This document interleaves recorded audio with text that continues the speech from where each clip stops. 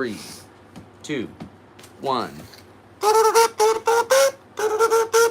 Hey, what's up, everybody? Hey, I'm Sebastian. Welcome to the Galactic Seabass Podcast. This is episode 69, and we are not going to be rambling by ourselves in my kitchen. Today, we are joined by a good friend of mine. I've known this fellow for a number of years now. Another artist just like myself. I'd like to introduce you guys to my buddy, Mr. Bruce. Is it Imig? It's Imig. Most people mess that up, but it's so good. This is Bruce. What's up, guys? Let's see what's going on. How are we all doing today? Welcome to the Galactic Seabass Podcast number 69. With your host, me, Sebastian, aka Seabass. Now, forever, and always. Bruce, how are you doing today, buddy? Well, I just woke up recently, and it's like, what time? Like, I think it's about 3:30 here. What is this? August 16th? Yeah, August 2024? I don't even know the just date. Like that? I haven't been working lately, honestly. Waking up late? Yeah, staying out too late. Oh boy. Well, you know. How you feeling about that? How's the late night crowd? There's this place called these days? Sunshine down here in OB. And it's more like a black hole. Kind of just sucks all the people that have light in life. And you get stuck in there sometimes, so. It's a choice to go to those places, you know. It is. I do like, it's a good spot for pool tables. I used to work there. And then COVID happened, so. What's the wildest thing you've seen there? I've seen some pretty crazy. I saw a dude spit on a lady, and then he got beat up by 4 other dudes. And we didn't really stop any of them. Because it was like, why'd you do that? Yeah, that's crazy. And then I went up to the girl and I was like, sorry that happened, like, can I get you like a drink? And she's like, leave me alone. And I was like, why are you being so rude? There's plenty more options to try, you know, like, yeah. There's not one Worked that there, bar. I was just trying to, like, whatever, her drink was ruined, because the table got flipped, bro, like, it was nuts. I like, what about you? What's the craziest thing you ever saw, like, in a bar ever? A bar? Well, it just so happens to be Sunshine, but I was like, their time was That's like... the kind of place it is. Yeah, it's like you'll run into something if you go there enough times, but basically, closing time, like 1:30, 1:45, they're kicking everyone out, you know, they're trying to clean up, and there's this girl talking to the bartender we know, and she's saying something like, oh, I can squirt your milk in my titty, and I was like, what? Like, a couple of my friends were walking out, we like stopped, like, wait, what did she say? So we like sat around to see like what she was talking about, because I was like really interesting to hear in the bar meets the bar. No, I mean, you were right there too, you were across the way, but it was funny because... I wasn't there waiting. She was facing the bar and like, I didn't see anything, but like, you're on the other side of the bar coming from the pool table. You were there. And she pulls up her shirt and squirts Jim in the face to bind her with her titty milk. That's pretty funny. Were you blacked out that night? No. Dude, you were there. I don't think so, man. I'm 100% positive. He was there. I promise you, because I looked over and I just saw his face like... Don't make me look bad on my own podcast. Not there. It was there, but allegedly. Hey, he walked into it. Allegedly. It's not his fault he walked into that. It's more of like, oh, this is life. This is what's happening. And Sure. Sebastian's just like, whoa, what a crazy moment. I don't think so. I think you're putting words in my own mouth now. No, you saw it. You definitely saw it. Well, I don't have any recollection of it. Let's just say we go to this place a Let's lot, just say, and we've had who many nights. Cares. So we're gonna move the fuck on. Shut your mouth. My mom watches this. You're good. I don't care. My bad. I didn't know. Don't allegedly. He's like, yeah, dude. It's truth. We seen it. Like we were like. No, we didn't. I saw it. If I was blacked out, then I didn't see anything. So maybe you didn't. I don't know. I have my I own. knew you were there, but we were. Use the allegedly. I beg of you. Allegedly. Good Lord Almighty. Anyway. Yeah, that's the place. This is turning into like an incrimination podcast. I don't like this. You're my guest. What are you, my DA? Asshole. Where are you from? I have no filter. Alright, hit me with it. Where are you from? I'm from San Diego. I was raised in San Diego County, though, which is like the outskirts of San Diego City lines. No, San Diego County is the county, but it's the county, but you lived on the edge of the county, where no one wants to be. No, it's just East County. When you're young, North County. It's not that good. But San Diego County is right here. In San Diego. No, it's on the map, San Diego, but county is when you get past a certain threshold or a line or wherever it shows on the map. You lived up in the sticks? Call it Sticks. I grew up in the Sticks in Ramona, if any of you know where that's at. Cool place. So you've been here the whole time? Yeah. Have you lived anywhere else, like during... Brief periods. Yeah, so when I was 17, because I graduated at 17, graduated early. I did too. That's cool. And then so I did trade school. I didn't know what I wanted to do. I was like doing welding stuff, and I got into like the automotive stuff, and I went to a place called Wild Tech in Laramie, Wyoming. Lived out there for it's supposed to be 9 months, the whole program, but I only got 6 months through. Ended up getting kicked out for drugs and stuff, and kind of being dead in the water, like disappointing my family and stuff, and being like, oh, I'm fucked up. So I came back and actually got 3 jobs, but I did live out there for 6 months, and it was a cool experience. Negative 40 wind chill is not very comfortable to breathe in. I'll tell you that. I lived in Cheyenne for 2 years and definitely spent time in So you can relate when it comes to that. Yeah, my mom was there for a little bit. She was moving from Kentucky to Seattle, and her car broke down in Laramie, and she had to get a job to fix it, and ended up just kind of getting stuck there. And then the situation happened, and it was pretty wild. So again, yeah, shout out to my mom, if you're watching. And for all of you who supported the surgery last week, just an update, she is doing okay and good. Appreciate you guys' help. If you, again, would like to support, there's a couple of ways to down below in the description. Do appreciate that very much, and I love you, Mom. That's pretty cool. So that's, we wish the best for her, you know. Yeah, but don't live in Wyoming, because that place is terrible and it'll ruin your life. It's a different world. They live in a time machine to the 80s. I went into a boot barn. I thought it was a Halloween store. Like, you remember that place? Boot barn? Yeah, I know what boot barn is. Yeah, lassos, and they had cowboy boots with the spurs. They better have boots. Same boot barn. The whole barn is looking at her. Moo! Is it really like playing that song when you walked in, or you just off your head? Just kind of going with the flow here. But I do like some boots with the spurs. Yeah. Could be So a country it's way song. funnier. Yeah, you just kind of do a 2-step thing while you rock it. Boots with the spurs. Might be the next hit. Yeah, it could be cool. Well, I think the hit already happened in 2006, so who cares? There are a lot of good songs there. She hit you like a cyclone. You stuck in 2006? Maybe. That was a good era. That was a good era. That was a good year. My dad was alive. Yeah, I wouldn't think I remember 2006. I would have been 12, or like 11 into 12.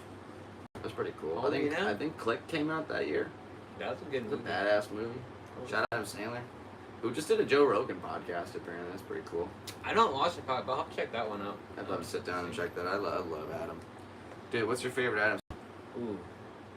That's a good one, dude. There's a lot of them. There's so many, dude. There's Billy Madison, Happy Gilmore, 50 First Dates. Right. Freaking, My Boy, or like the newer ones. Like, dude, he's just comedian. I think he played in it recently, though, that, I forget what it was, but it was more like a serious role.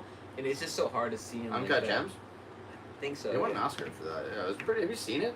Yeah, but it's just like how you're used to seeing him in comedy. It's just like, it's hard to see. Well, he started off as a stand-up, and his first movie is Going Overboard, which is the worst movie ever. And if you've ever seen it, it's pretty bad. These are skits too, right? You got it on YouTube, like. Yeah. But here, the movie, it's so B-rated. He plays a waiter named Shecky Moffat, who's trying to be the ship's comedian. It's actually pretty funny. Like I have it on YouTube. I bought it. And it's terrible, but it's funny. Yeah, it's really old, and they make it a point to say it's like not good, but it's funny. So then, yeah, I think it could be the one for me, because I can't watch that movie without crying at the end scene. Yeah, it is. Okay, that when he one runs is after his that son, one jerks your emotions. I literally cannot not cry. I will bawl. And it's just well written. It's funny. That means you get really like into the movie. I love that That's movie. The best part. If you're gonna watch a movie, you buff, gotta get into it. I'm a movie buff. I don't like the word cinephile because it's a P word. That's a gross one. Like, I think we need a new word for liking movies a lot. That's a big thought that I've had lately. You know, cinephile or audiophile. Like, why do they have to be called? Can't it just be like If anyone knows why they gotta be called that, I don't audiotastic know. or something? You know, I'd rather say that. I think it's like usually how it goes. It's I the get one it, that but describes it file. or, like, It's probably some creates it. stupid Greek thing. Ugh. Yeah, the language nowadays. Stupid Pythagoras and your theorem. Nobody remembers you. It works, but such a complicated. Nah, it's funny. Actually, we all remember. I know it's a squared times b squared equals c squared? Or is it plus b squared? See, I already forgot that theorem. It's on. I forgot if it's plus or times. I think it's times. Something like that. That would come to me. No, It's got to be plus, because if you did times, it'd be a huge number, and you're just adding these two together to make it this. Right? I don't know, I forget. Man. I'm too high. What? Off life. Alright. Well, that's good. Yeah. I'm just like not in work mode right now, so my brain's not working like that. Have you ever like position like you don't remember stuff you've learned until you're like in it? Like it's like kind of, sorta. like when you play drums, for instance, like you're not really thinking. It's just like there. Yeah. You know, like You're same thing with the math filming. You're in the pocket. You're in the zone. So, I know that you are a drone pilot. So that's your main line of work? No, so I started flying drones December of 2023. I was actually interested in it, like probably in July. Okay. So like I was like Thinking looking you had into to, it, like, thinking like what go should through all I? these regulations and stuff. Yeah, and like really like Probably looked like a lot. look at a lot of different niches and hear like people's like I was listening to a podcast when I was driving out to the desert. I was working out in the desert on a military base out there. I'm a plumber too. That's my main job. Oh, okay. But then like the drone stuff. You be piping. I like pipe, yeah. You lays pipe? Very capable. And basically driving on the way back from my job, I listen to these podcasts about drones, get interested, and then like I think 4 months later I bought a drone online for like $1,200. But it wasn't like your standard DJI like consumable. You made an investment. This was like an FP drone. This is like the ones where you wear the goggles and you can like they have ready to fly ones like brand like hobby kind of style drones where we attach the GoPros on top. Right. But you could also take them apart and add different parts. DJI you can't do that. You got to send it in or it's not as accessible to get parts. You have to go right through them. It might have changed now recently, but when I was getting into it, that wasn't the case. So I just went hardcore. Okay. Hit the learning curve. I'm sitting there watching YouTube videos every night, like nerding out, non-circuit boards and stuff, and like figuring out all this stuff. Like completely isolated myself for like probably a couple months because I was just working and doing that. No one really saw me. I wasn't going to the bar or anything. Really wanted to pursue this because it was like BMX, you know, like that in a sec, right? And basically that whole thing took over my life. It like filled that space where BMX was because BMX hurt my body. BMX destroyed my body. I have had knee surgery. He knows. We can maybe riders out there can relate or skateboarders. But yeah, dude, I started doing the drone stuff. It took over. I get the same adrenaline rush. Okay. And it's like lines too. When you're at the skate park, you're choosing a line. Same thing with the drone, you're choosing a line. And you can get really creative cinematically if you want. You can race them. I did racing on the simulator. And simulator is a good thing to get into before you actually buy one if you really want to preset arena. But yeah, I just kind of like started doing it. And I had no plan of really starting a business. And I realized you can make a lot of good money. Right. But I was trying to find a niche, and I'm still finding that niche. I film a lot of my friends. I filmed something of this guy the other day at Sunset Cliffs playing the drums, and that was fun. That was spur of the moment. Yeah, it was cool little. I did that for free for him because he's just a friend, and that's what I'm doing right now, just building a portfolio. Just there anyway. Yeah, and it was cool. I don't think we planned anything. I think we just showed up and was like, hey. Dude, a lot of the stuff I film is not planned unless it's like reaching out and like puts me on a trip. Okay, yeah. That's pretty dope. Yeah, I thought the goal was to do more of that work, right? Yeah, like, you know, everyone's got their dreams and aspirations. No one wants to work their like 9 to 5 the rest of their life. And if you do it, we need you people, but like I feel like How would people reach you if they wanted to get you to do drone work? Right now I'm building my business card right now, but you can just hit me on Instagram at sprucebruce.fpv.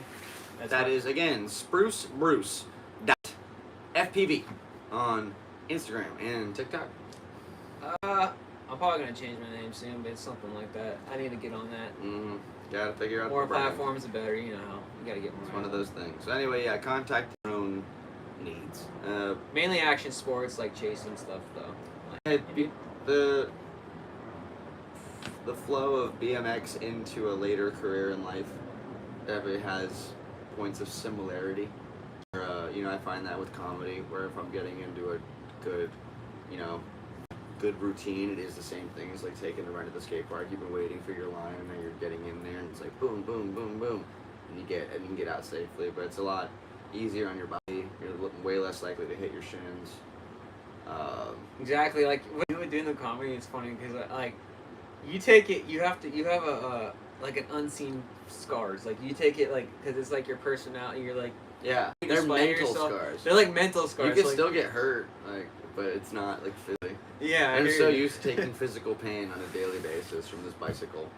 Well, now the drone takes the damage for me now instead of my body. Yeah, right. You know, like you're gonna pay regardless in life, but like I'd rather it just be the drone now instead of my body. And my flesh. Because you feel the flesh, your money's gone. Like it's one of those things. Yeah, it just wasn't a very optimal sport as far as being. When I have kids one day, I want to be able to hang out with them and do stuff. You know. I'm not even sure that I can have children because of that sport. I don't know either, dude. Lord willing, hopefully. I racked myself so many times. Just, I don't know. Maybe. Bro. Oh, I don't. We won't go into that Solid story. point. We won't go Who knows, into maybe. that story. No, never mind. That's okay. Yeah. No, we don't have to worry. We'll edit that out. Let's see what's going on. Yeah. So I've been playing the drums a lot lately, which has been pretty cool. Let's see what's going on. The idea was I was going to money for my mom's surgery. Play some drums. Comic-Con ended up being pretty lucrative, and then I thought let's just do it again next week. And went to the cliffs, and then you got that video. And then yesterday during the market, I'll just do it again. Let's go to the market because that's the most people that are in this town on Wednesdays here in OB. So I figured I'll try. So I set up right next to the statue, right? You know that little crazy statue by the parking lot, right across from the hotel. I'm right there, in between that and the bike fences thing. So on that little tiny platform in the middle. So I'm on my own little riser. I'm out of everybody's way, bro. Yeah, well thought out. This guy thinks it through. I wanted to go next to Hodad's, but the dude was just set up, right? And I'm like, I could have got it first, but I lost it. Because that's a lot of track shoes. So right there by the beach, I'm like, okay, this will work. I've seen bands here. I set up. You didn't get kicked out at all? The park rangers watched me set the kid up. The whole thing. And then when I'm done, they walked over like, yeah, bro, yeah, you can't play here, man. I was like, come on, dude. Like, I had to find parking and set it up, and it was wild. And this the is fact in the that front? this is right there by like Newport and Burns.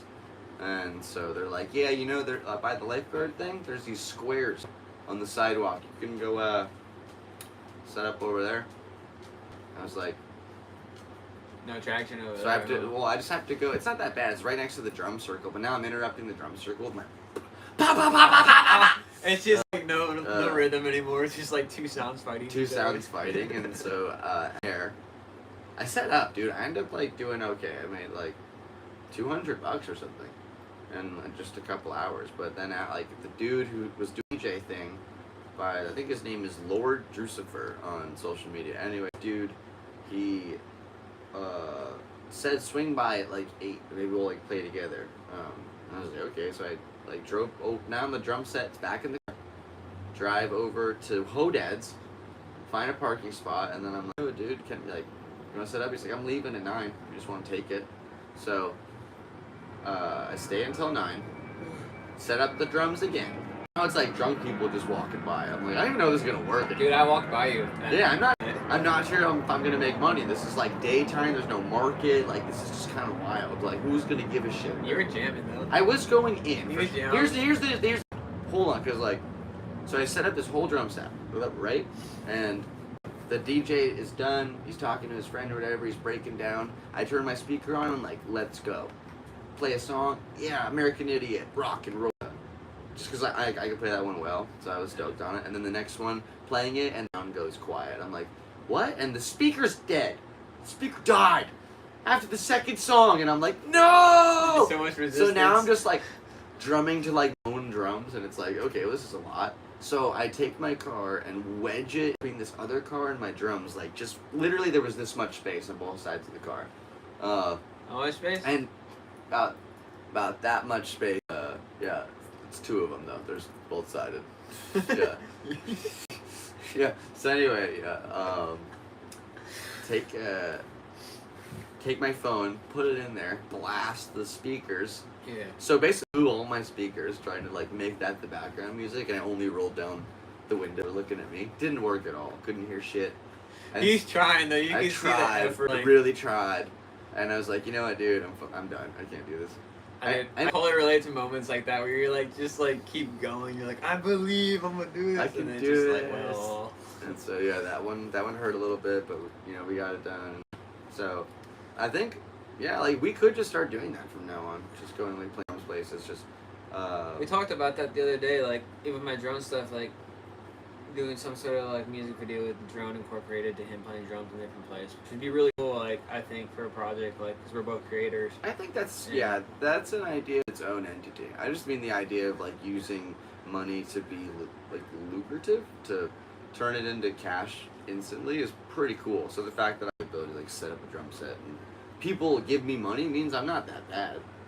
So I must have some Yeah, chops. they must enjoy it. Usually that's I love the idea of just setting up in like 4 different spots and just it's like not like you're playing, holding like, up a sign and like there's nothing wrong with him saying if you really need food or like you're homeless, but like he's not like begging, he's just playing and I'm just trying to raise money, dude. No, it's cool. Well, the thing is, I like to support performance art because, like, if I see a crackhead or whatever, and I'm not going to give them $1. Like, I don't feel like that's helpful. But if you're doing something like playing guitar or like just doing something that I think is just earn it, man. I'm sorry. Is that rude? No. And I'll be entertained. Hey, like, someone told me this one day. That if you give money to someone, if you do it out of the intentions of goodness in your heart, it's not your problem. Because they can't make choices for you. You had good intentions. Unless they tell you what they're going to do, that might be a little different. It's the closest I get to being a medieval king. Or entertain me, Jester. Or face the wrath of society. In exchange, I will give you currency. We've got to figure it out. Use these shellings wisely.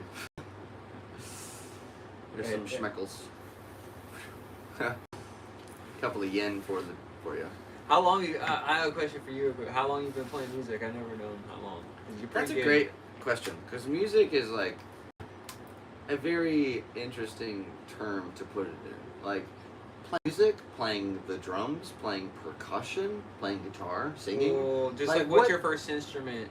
Exactly, that's the thing. So like, I touched set a lot before I was even cognitive. Mm-hmm. Just like a little baby dude. So that's sure me like, yeah, holding the drumsticks up. I'm probably 3. There's no way I can play this thing yet. Yeah. I bet I'm hammering on it. And then ironically, my whole childhood, my dad was a teacher, and like, I would like watch him do lessons and stuff, and like sit home. I was more just like running around in circles outside. It was just so full of energy. Yeah, when life was better, I feel like, huh? I just didn't take a lot of time to ask, how do you do this? How do you do that? How do you do a triplet? Like, how do you play with bass, like, and keep it in time? I remember one time, the first time I asked, like, for real music advice, I was playing Rock Band. He must have been so pissed off. I loved Guitar Hero and Rock Band, and I was like, learn guitar or play drums. I was like, no, let me make it a video game. This video game sucks, and man, and like break stuff. And he's like, I just bought it, man.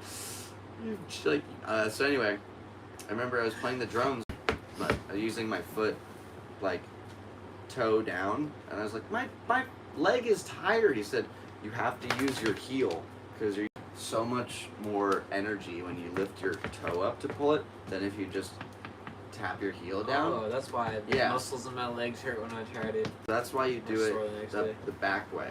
And so I have a tattoo of my dad's signature on my back heel. And so I've been touching the drums for a long time, but when I first started really playing them, it was the 10-year anniversary of my dad's death, because got one of his drum sets from the grave, basically. And that's a whole other story. We've gone over it times on here. But it is really cool, just the fact that I got it back was basically a miracle. So like, got a call from this dude. He's like, yeah, man, like, he was holding on to it for me in Jersey, and he's like, yeah, I think I'm gonna start teaching my son how to play. And his son's like 3 or 4 years old. Like, he's not touching that kid. That's my kid. I always wanted that kid. Yeah. And so I drove out there to get it on the 10-year anniversary. 4 when that happened. And I just took it home and I had to like teach myself how to play, pretty much. Never really like went on YouTube, like, how do you play drums? Yeah, that's where I'm at with the just felt it guitar right now. Just felt it internally. Figuring it out. And started hammering. I set it up in the house. For a year and a half, I was just playing in my room. That's why it's all soundproofed and stuff. Yeah, I remember that because I've known you for a while. My I neighbor never really signed knew it. your music ventures too well. I just knew you riding BMX bikes and stuff. Yeah. And basically, It's been fun. But here's the thing. So skate like, park days. my neighbor signed a petition to get me to stop. So I couldn't play drums in my room anymore. It's pretty funny. And they get out to the cliffs. Yeah. And I broke like 4 pairs of sticks. Because I was fully like laying loose, like blah blah blah Wait, blah so blah the blah cliffs? blah blah blah blah. Like, yeah, it was. The cliffs have always been your stomping ground. That's what you learn. That was the first place that I kind of like, whoa, that was drumming. And yeah, Yeah, I've been in bands and done all of that. Like during that, after I learned how to play guitar, I was going to learn because I made all these drum things. I was like, I'm gonna make an album, so I have to learn guitar.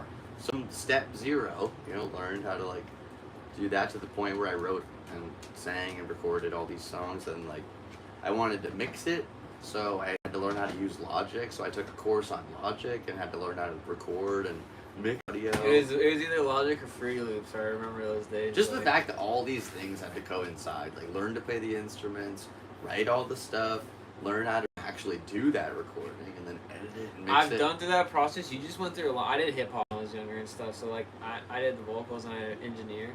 But like I couldn't imagine doing all instruments, the vocals, the drums. That's a lot. Yeah, underneath that little game just right there on top of the DVDs to your left, there's CDs like right side on top. All those that's the CD, which is crazy. You just sneak one out. So that's the record. It's so crazy. The record of records. We're gonna film something with a little music video with one of these songs. Yeah. So that's turning 4 in November. This is copy number 29 out of 123 of the Path. It's Pathological Liar, which is a wordplay for pathological liar. By James Blonde USA. JamesBlond USA. If you want to look it up, it's still on Spotify and YouTube and Apple Music and all that. Yeah, it's pretty cool. Like I had to take the photos and then like edit in Photoshop, and then like there's a note inside that I wrote with a typewriter. Decompressed that, printed it. That's in here with a number to coordinate it. Got like these little seal things and stickers, and made the CD. The CD has like the logo thing. It's like the James Bond thing doing this down the camera, but with drums. I had Eben draw that, which is crazy. Like the dude who did the Fiend logo, like drew. He also drew the font. Like look at the real closely at the font for the on top. Oh wow, that's cool. It's like staggered. Yeah, that's like I was trying to do homage to the actual James Bond stuff. So that's a custom font. Fonts are hard to come by. I mean, you can find a lot of free ones. Yeah, so that thing was probably the most investment I ever put into a project. And then I just was like, I'm a comedian. Oh, yeah.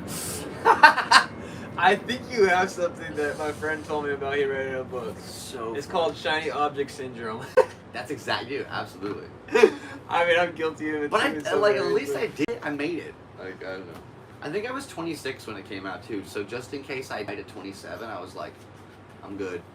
Got a banger out there. No, dude, that's what it's really about. Like, it's cool to make money on that stuff, I feel like. But, like, when you just did it out of, like, pure creativity and having, like, just doing it for the love. It was fun. It's like a milestone in the road, you know? You're like, I did that. I absolutely remember that era. It's a great It was time. pretty Like, cool. That's like my hip-hop era. I mean, I took all my stuff on, all right? I'm not gonna... I could rap, I could freestyle, I could play shows and get the crowd fun, but I... Just kind of fell out of it. I actually stopped BMX, did that for a year, sold my bike. Oh, wow. Which is a hard thing to do for a hardcore BMXer, but I shifted at that time, and then I went back to BMX because I would go to the skate park, and I would grab homies' bikes and be like, hey, let me ride it, because I had my skateboard at the time, and I was just doing the music, and they're like, bro, you're killing it, why don't you have a bike, I'm like, I'm doing this, you know? And then eventually, over like the time period of a year, of me going back and forth to the skate park and riding the homies' bikes, they bring me like their bike that they're like replacing a part that's still good.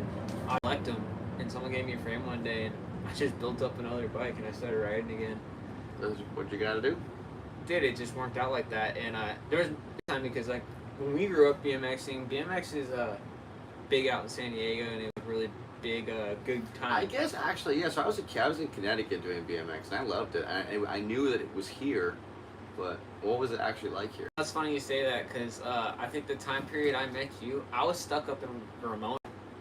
I didn't have a car yet. I didn't have a car till right, because I was in Poway for a while, like, up in North County. Yeah, you probably came out here before I like, got my car when I lived up there because I was down with our friends Jared and who were the other homies? It was Jared, Noah Lash, and some other guys, and we go down to Poway Skate Park. But dude, I was trapped in Ramona, so I'd see all the videos you see. Right. In a valley in the mountains in San Diego with no car to escape, so I'd have to get inspired from that and go right like my high school because we have a skate park up there. There still is no skate park. Yeah. Which is kind of frustrating because there's a giant dam that you could go ride. I think it's some. Oh, like the aqueduct. Yeah, I think it's sick. Yeah. There's some there's a lot of dead man stuff out there. What I mean by that, like just lots of spots that like. There are a lot of dead man You don't want to do twice. You just want to do once, get it over with. I grew up That's there. a term I have. Man spot, but that's very real. Yeah, you have one chance here. It's make it right. You sure you got this? And all right, yeah, all right. Well, are you a real DJ? Cameras rolling. Whenever you're ready, bro. You got it. From down below, you look at the guy. Dude, that feeling is so crazy. It's so crazy. Right before you actually are like. Want to commit to something like that? You're envisioning it. You've walked up to it 6 times already. Like, okay. What's your process? Like, because everyone has like a process before they like go into something for BMX. If I'm doing like a big handrail or something, or if I'm doing a giant drop, I'll probably like. Well, first I'll just look at it one day, like that's possible, and then it like sparks interest. And then I'll come back to it and be like, dude, that's like that's for possible. And then you get up there to like probably look at it without the bike from the actual angle of it. And then if it's really go time, like I don't have like friends that are filming that often, so if I happen to have somebody like, yo, you want to film this? Yeah, if I don't, let's just say I'm by myself, because I do burly shit by myself all the time. I'm just like, kind of like look at it, and then just all right, here you do like one walk up with your bike, just roll your wheels a little bit, make sure that there's no cracks or divots and stuff, and then you just kind of huck it. Hope you don't die. Like, yeah, I mean, some people have it's like the huck it. Sport. Some have huck time, some have a little bit more calculated, but you do have to commit. It depends what it is. I do that. The half-ass mentality gets you hurt. The huck it is the mentality. Like I just feel like to actually go for it. I remember the first time the feeling of like jumping on a down handrail. It was very small, but the feeling was like, oh, like it's just so intimidating. Well, you don't know how it's gonna feel. Sometimes you have like the imagination of how a trick's gonna feel. Do it feels completely different.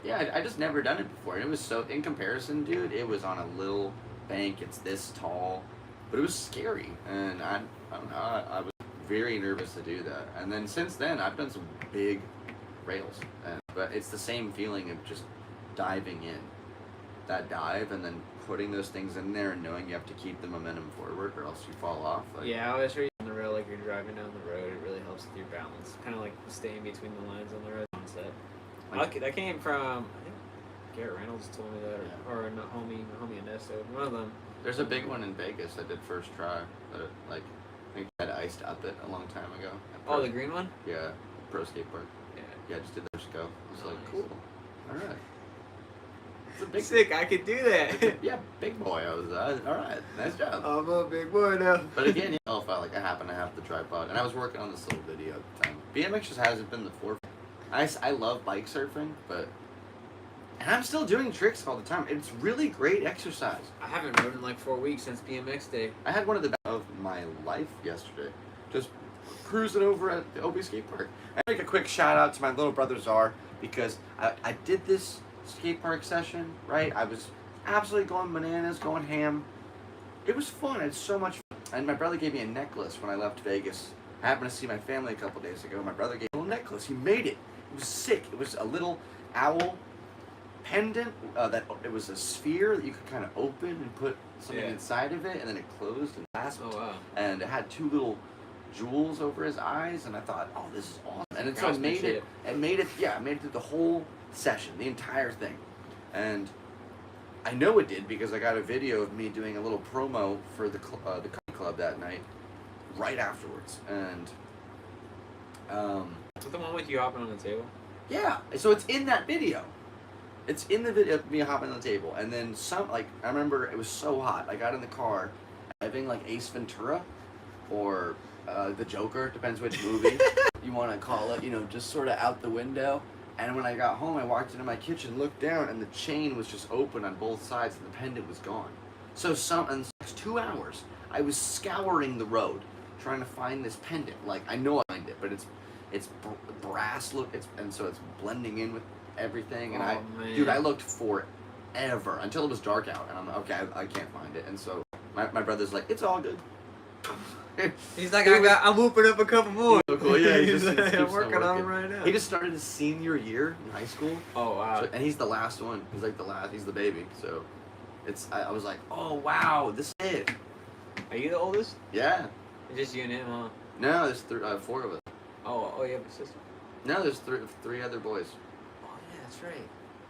Yeah, they're up there. So, pick a super blue picture. Yeah. You guys can't see this, but it's like pictures of my family. And so the bottom, that's Deke. I don't use his real name. I'm not afraid. His name's D'Artagnan. That's a sick name, dude. He was named after one of the Musketeers. It's great.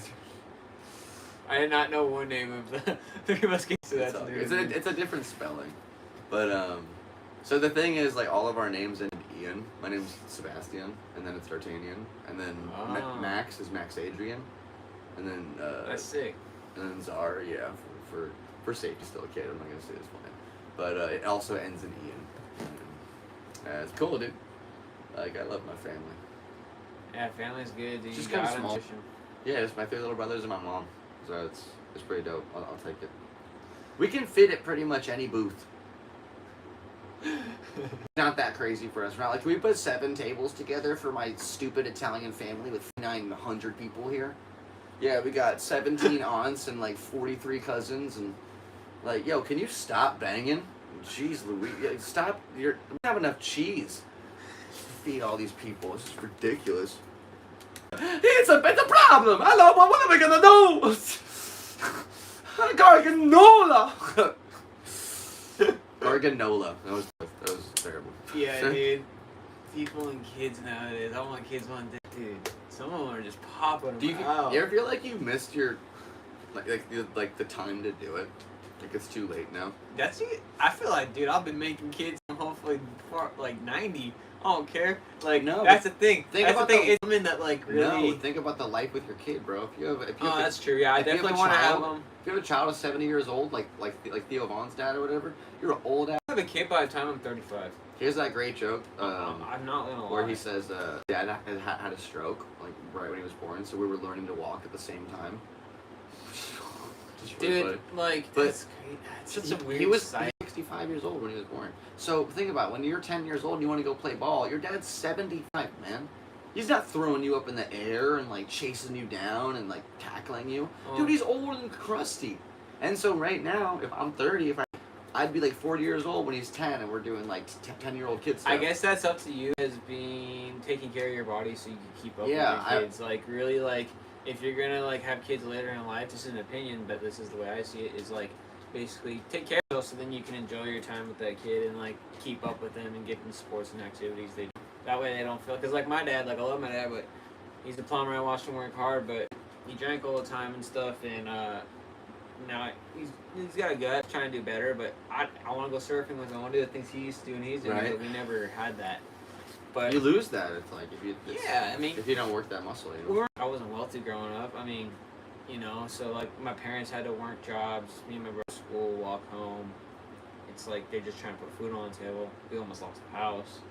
All this crazy stuff. Growing up, like, and we were told about it, aware of it the whole time we were younger. So life has its ups and downs. Yeah, dude, and it's all seasons. Yeah.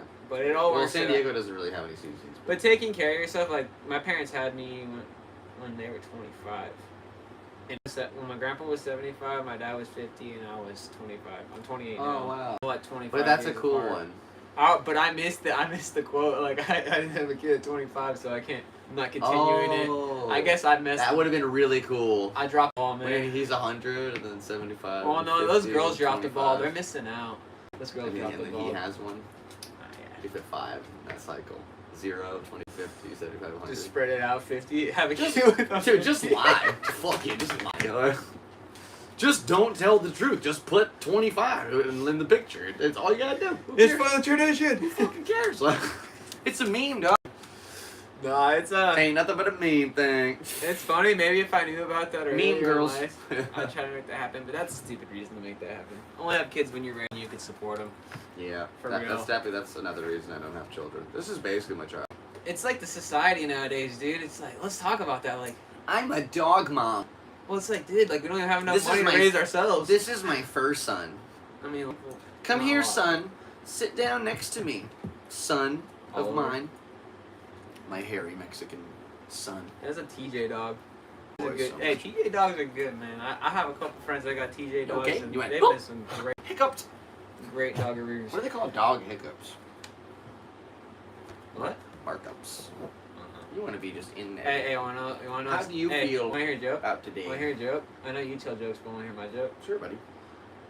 My dog's so smart that when I point at the top of the house, he goes ruff ruff ruff, Aw, and then I point at a tree, bark.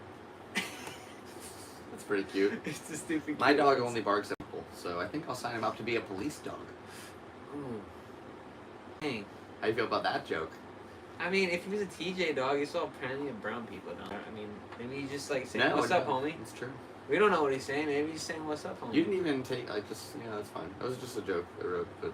Yeah. No, I'm just Oh, joking. I'm you were with taking it. it so seriously. That was I fun. know. That's the joke. It's so funny. That really did happen one time. One time at a party in this tiny little house, I counted. There were 19 human beings. 19 of them. Very observant Seabass. That was a what? Think about it. We're 2 people. I had 17 more people at night with alcohol. It was crazy. And then a black guy showed up and he's like, bark, bark, bark, bark, bark. You don't think he would have barked at anyone else coming up? He never barked at anyone in. And it was like, what? What's Oliver. going on? Yeah, you're like Oliver. I thought Oliver? I taught you better. You know, like... Manners. So, as a good dog dad, I beat the shit out of Respect him. for all colors. Beat the living daylight. I beat the brakes off that. You were like, oh no! Yo, he just got really Oh. serious with that. I, Okay, I'll admit that. I just I want to don't say believe beat in the like brakes. dog abuse and any of that, but I do believe in discipline in the dog. So like, what? No, there's like there's. I have a shot collar for the dog at my Meaningful house because he discipline. tried to eat his poop, and I don't want him doing that. Because especially when it comes up and licks you later, you know. You won't I got your taught a leg. really wild way So to. it shocked him like really Yeah. good, and like I never it used probably to, hurt, like made him feel pain, but he Right. never did it again. It's one of those things.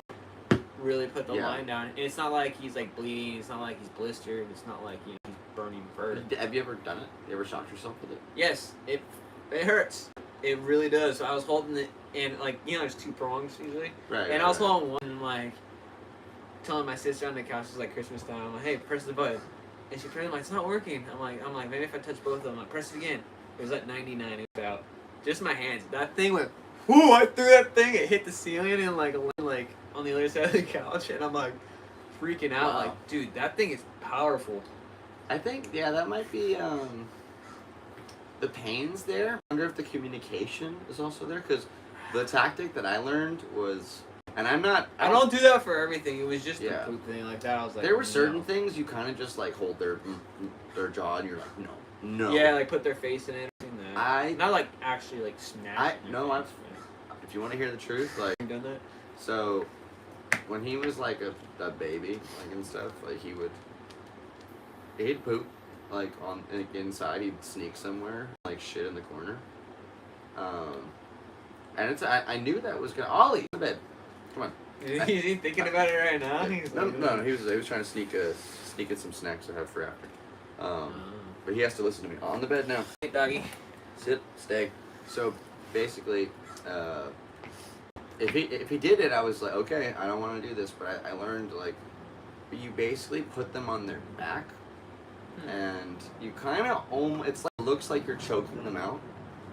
Oh, it's like a domination It's like a neck thing. press. Yeah, end up just like to show him like, hey, listen, buddy, I'm in charge. And what you do is you get them over, and like you press down with like your arm on their neck a little bit, and then you stare them in the eyes until they look away. Like, or they'll like do that thing. And I've done spin like that with other stuff. Once they leave eye contact, they're like, I lost. It's over. So then you can let them go, but like, I'd be like, you want to do this? And I just kind of like I dipped his snout. It's not like I'm stoked, but it was like you gotta learn, man. You can't just be pooping. Yeah, it's crazy. And then we cleaned it. And they get smart sometimes. I had a German Shepherd, and that dude will like he'll sneak. He starts sneaking off. But yeah. And I had to follow him. Like it's in the yard. We had a big yard where I live, and he sneaks off. Then he eats it. Like he wow. tries like dude, the dog. He's never pooped in this though. Yeah, it's like I'm sorry. I'm so sorry. Now you know what? I have to snuggle him later, but you gotta teach him. You gotta. Does your cat? They're dogs. They're wolves inside. And you're like, nah, man. I'm the top of the food chain. We are domesticating them. Yeah. For my thing. Yeah, because in the wild, there's no designated spot to go. They just. You have to learn we're in society now, bro. Okay. You can't just be. People are watching. I don't know, man. Yeah. He's probably the most behaved dog I've ever seen, and I'm so grateful to call him mine. I love Ollie very much with all my heart, and Andy too. Andy, he's funny. He's definitely done some sneak shits. He still does it. I don't know why. Yeah, Andy snuck out on me the other day when I was watching. But he just wanted to go outside for a few minutes, to be fair, because he was cooped up all weekend. But and he doesn't. The difference between night and day doesn't exist to cats. It's all the same color. So whatever. Really? Yeah, they pretty much see the exact same in the daytime as the night. They're they have full night vision all the time. I've never owned a cat, so I don't know much about cats. So the transition would be as clear as we can see right now. He goes out at night. He's good to go. Wow. He's the most fierce predator pound for pound. Were the average house cat to be times greater, they would have eliminated most humans by now. I'm so serious. If some kind of mad scientist just makes big cats, we're all. You ever had a cat really try to scratch your leg? Yeah. When they're pissed off? Yo, imagine that paw 10 times bigger and just goes. It'll rip you apart. It'd rip you. It would rip you worse than a bear. I had a cat at my friend's house, and I didn't see its tail, and it was underneath the couch. Bushy tail? And I just stepped on it on accident. I didn't see it. And that came out. Did a tornado around my leg. And literally, by the time it came off my leg, I just look at my leg, and then you start seeing blood. Just, pouring down, 3 deep cuts. I'm like... And it happened so fast. Just... Yeah. Boom! Exactly. And that's how they kill birds and shit, bro. Because they'll sit there and wait. And, if you see them shaking their butt, it's literally a calculation tactic. They're like, okay, how much energy do I need to, make this jump? And it's just, boom, and they fly. And they sink these claws into you. And then they just hold it down. They rip you apart. And then they just nibble. And he brings it back to me hey, Dad, you're not really good at catching mice, so I brought you this dead mouse in case you... Yeah, I don't think apparently they do that, right? And then I try to grab it, and he's like, meow! Meow! It's his. He's territorial of this dead bird. I'm get this out the room! We got rabbits and squirrels where I live, and dude, my grandma's dog before the... Oh, I can't even imagine. Dude, bring rabbits down the hill and everything. We just throw them in the fire pit. So crazy. We're gonna do this. Throw rabbits in the fire pit while they're alive? No, you sick man. They're definitely dead. The dog's dead. You be having bugs. Okay. Bugs wars. You be having some more Bugs Bunny. Hey, dogs are crazy too, dude. When I lived back in Ramona, barbecue that. Dude, a possum got in the yard this morning, and my dog ripped the possum apart. He was a pit bull. He was a good pit bull. He was nice, but. Well, I bet he was a good possum. Yeah, that possum didn't play possum well enough. Possibly. He definitely failed. I said possibly. That's so dumb. Alright, I'm gonna check into the live chat real quick, see what's going down. Appreciate you all tuning into this episode of the Galactic Seabass Podcast today. I didn't even know we're live. If you are listening to this, then thank you for listening. And if you're watching, thanks for being here in Ocean Beach. Really appreciate you. Let's rock and roll. Where are we right now? It's a beautiful day down here, like most days. It's a beautiful day in the neighborhood. I think I'm gonna get me a nice big Mike's burrito after this. Are you keen on that? Mike sounds fire. Shout out to one of the best burritos in San Diego. I got you, dude. I'll buy you one. Legend. It's the best California burrito in the city, without question. I go with the carne asada, but California's good. I don't like French fries. Well, no, it's the meat. The meat in both of those burritos is the same thing. It is true. So I just can't. I feel like they put too many French fries in it for me.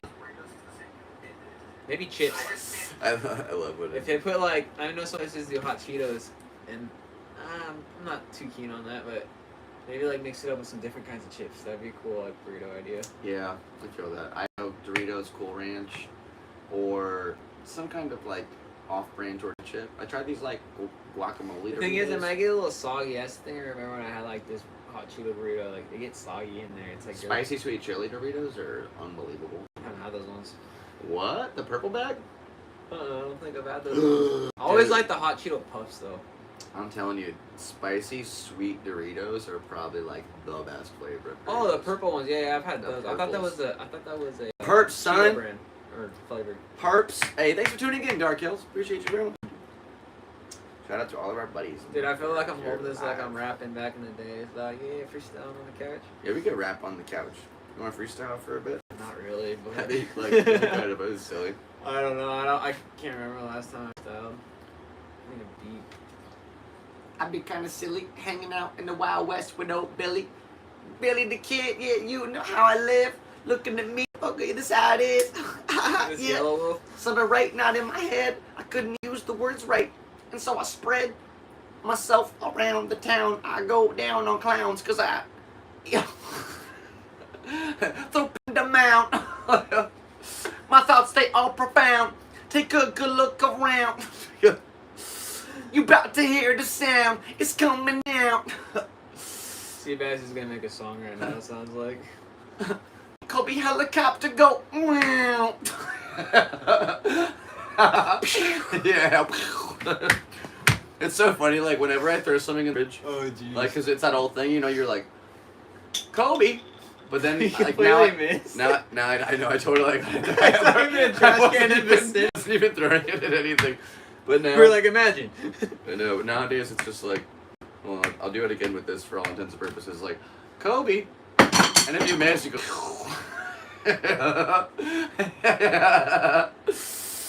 oh, man. Yeah. Every episode I try to outdo myself and ever make it as a comedian. So I'm just like, check it out. Watch this cool stick. It's a flip into the finger roll. And then if I can do, this one's really hard, out of it. I flip. remember watching you when I was filming Oh, we did it! when I was And filming my drone on the cliffs. You were like playing at one point, and I stopped flying, and like you dropped the stick, and yeah. I was like, oh dude, I thought I was gonna go off the cliff. I was like, he's got backups though. He always carries backups. Also, just a quick reiteration to one of we were talking about burritos a second ago in San Diego. Oh, So yeah, I yeah. made the point that Mike's Taco Club here in Ocean Beach most likely has the best carne asada burrito in the world. That's why. Possibly. The It's California. gonna be up there. The anyways. difference in a California and a carne asada is California is with the addition, at least there, of sour cream, guacamole, and pico de gallo. No, the pico's in the And carne. fries. And the French fries. That's the main. They just put French fries in it. You know what? You're doing a carne asada? Yeah. I'll do a carne asada. 2 carne asada burritos today because it's the move. It's delicious. Very nutritious. That brings too. up this cup right here. So, Dude, have you been to that place? Did you actually, or is that like from a? no, check this out. So, I used to live in North Park, like on. Oh, it's a North Park spot. Yeah, on North Park Way. It does say San Diego. Yeah, so basically, I went here every day, and I got a breakfast burrito because it's the best bacon breakfast burrito in the entire city. Is it still? a big I burrito? still go there all the time for Oh. when it's like when Let it's me that take a time. picture of this cup so I can. So I here, want to report back to you on that. here's the story of how I got this cup. So I would just went there all the time, right? Because I loved it. One day, I go through the drive-thru, and I don't even order anything. Or no. I must order at the window. Went to the thing, and so I'm waiting for my food, the payment or whatever, and she says, "Hold on, 1 second." This like super nice lady. So she goes to the back, and comes out with this cup, and it's brand new, and she says, "Here, for your coffee." And this is so long ago. It's probably 8-9 years ago. I don't even drink coffee at this point. Really? I did What's in that cup? coffee. This pathological liar. No, but I didn't. I didn't drink coffee at the time, and I was just like, "Whoa, thanks!" Like, and it says, "Thanks, we appreciate you." And At that it time, has- you didn't drink coffee though. At the time, I didn't drink coffee. It was just like a Oh. nice gift, and saguaro's Mexican food. So it's like juice and stuff, but it's some kind of weird like gringo metal. And that thing's hanging in there. It's got cracks on the I think end. I super glued it. I fixed it because it fell at one point, but There it's you hanging go. in there. It's actually, if you notice, it broke there and there, but we're Dude, good. have you seen that art where like they break the pottery Yeah. and they fill it with gold? They fill it with gold That's sick. because they make it better. Kintsugi. Yeah, That's the name. Kintsugi, yeah, I only know that because of a Death Cab for Cutie album. That's a great band. Great album too. Thank You by Death Cab is fire. Fire. That's like you're on the road, dude. It's just complete bliss for me at least. Like, it's definitely a top to bottom. I could watch that thing or listen to it like on repeat. We and the people before era, we listen to albums all the way through. So. I like Transatlanticism too. Like Death Cab. Yeah. That one's got like the New Year. It starts off with the New Year. It goes into What's the one? What's the one? One of the most famous ones. Plans. Where you get like Plans has wash your hand, both our dirty hands. Love of mine. So actually, I don't want to get hit with the copyright. So hold on.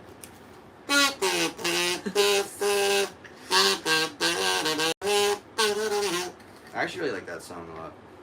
Well, anyways, great band, but I'm surprised that didn't become like a meme.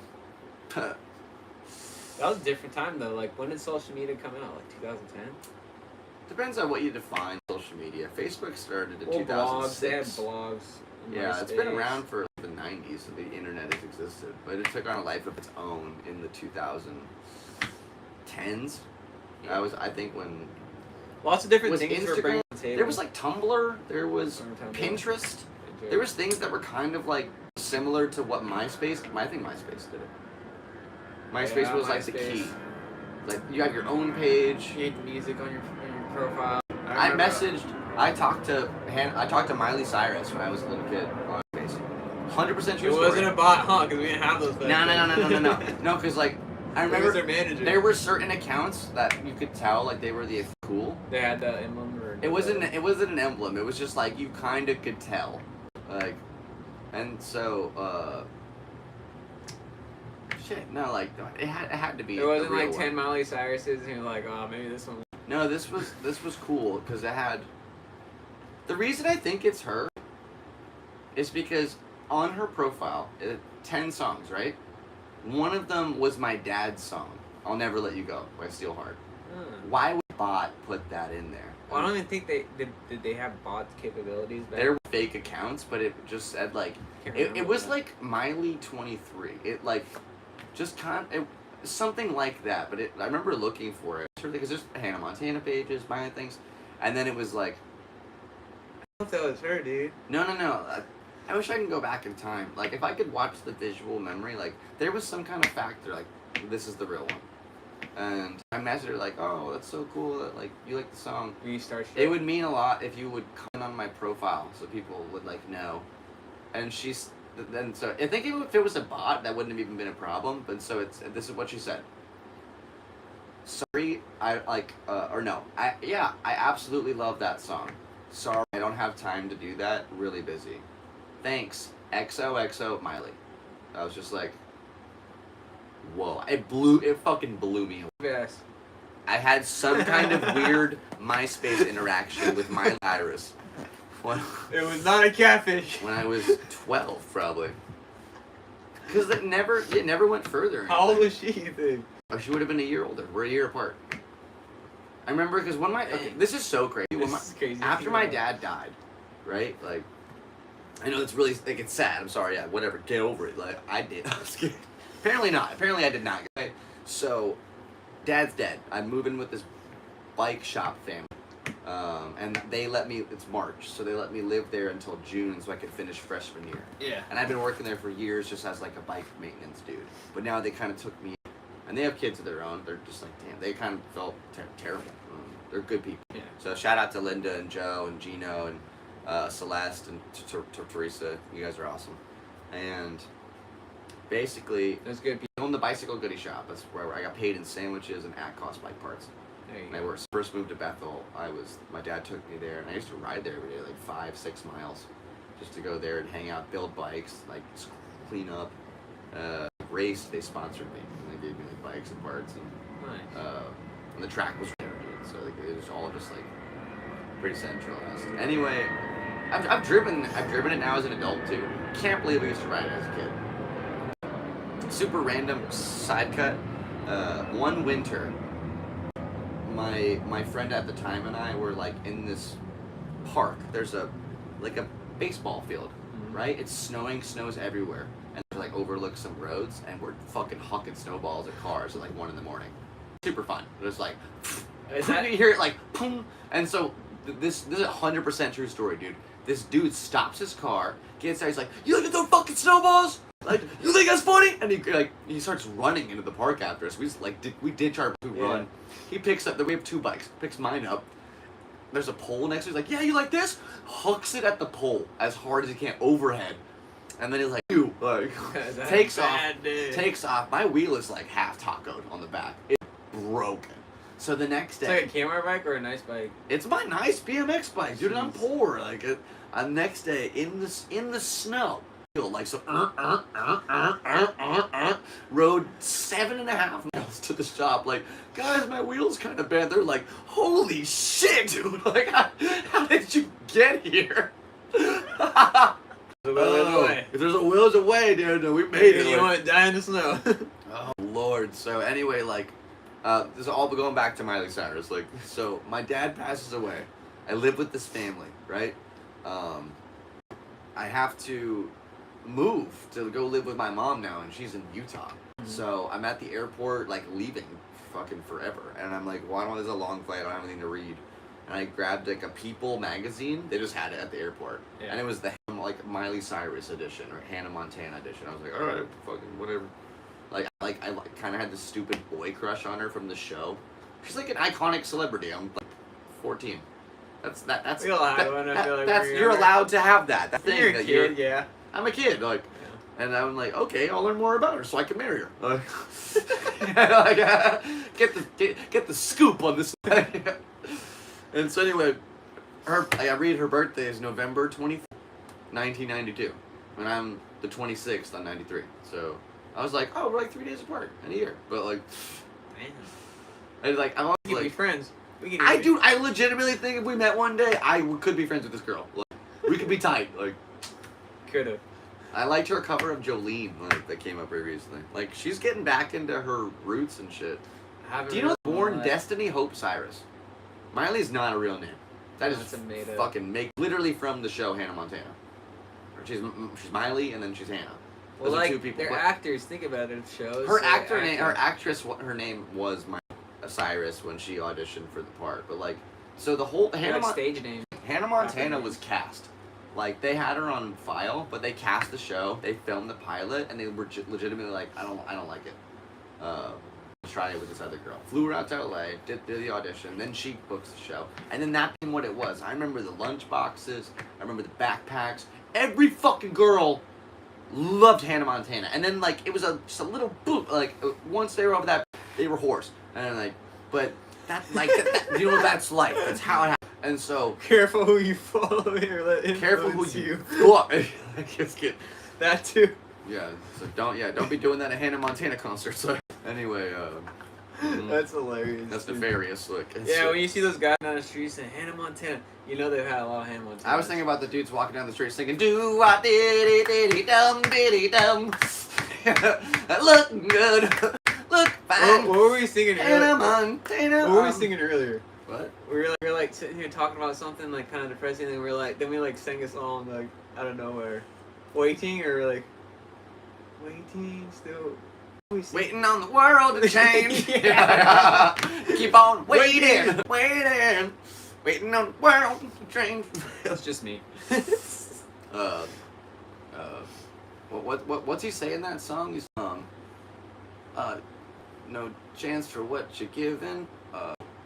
No. When they own the information, yeah, they can bend it all they want. We keep waiting. So yeah, when they own the information, they can bend it all they want. John Mayer wrote that a while ago, and we are seeing that really just pointed in our faces. Dang, now it's such a deep. It's a deep cut, bro. Dude, okay. John Mayer goes. I'm a lyrical listener, but I missed that one. When they own the information, yeah, they can bend it all they want. So we keep waiting. You don't hear that? No, kind it's of like so emotion. Prolific.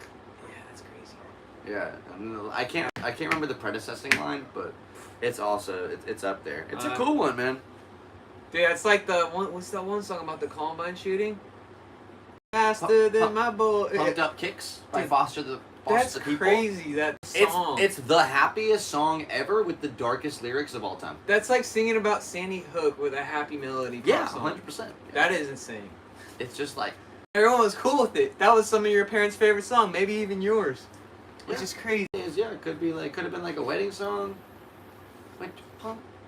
It's so happy. This world is... But it's about the Nikes they wore, about the matching Nike shoes, like the special, the Columbine editions or whatever.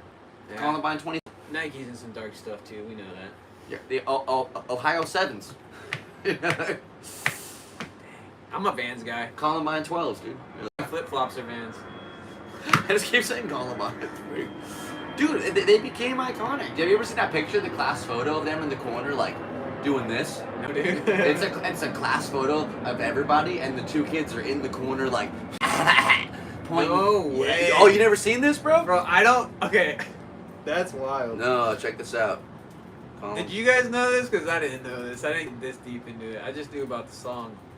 Columbine class photo, finger guns. I'm looking up. That's crazy. That's like premeditated. Yeah, it's right here. So this is a zoomed in version of it, but they're right here.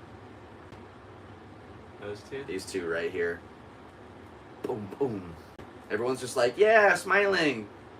We're coming for you. Savage, dude. So fucked. This dude's really, he's actually holding it like he's like practiced before. In, dude. This dude's kind of playing, he kind of looks like my, it's scary. Jeez. I really hope it's this guy, this Mexican. I don't even know. I don't think it was, dude. I don't even know the backstory on those guys because they usually do investigations and stuff. That's wild. This whole crew, and look, and these two girls are like sleeping with him, but they really like, oh, we're dead. Like, no, they really went and did that shit though. They're in some dark stuff. They really went and shut up. They were the first of what would become our national pastime.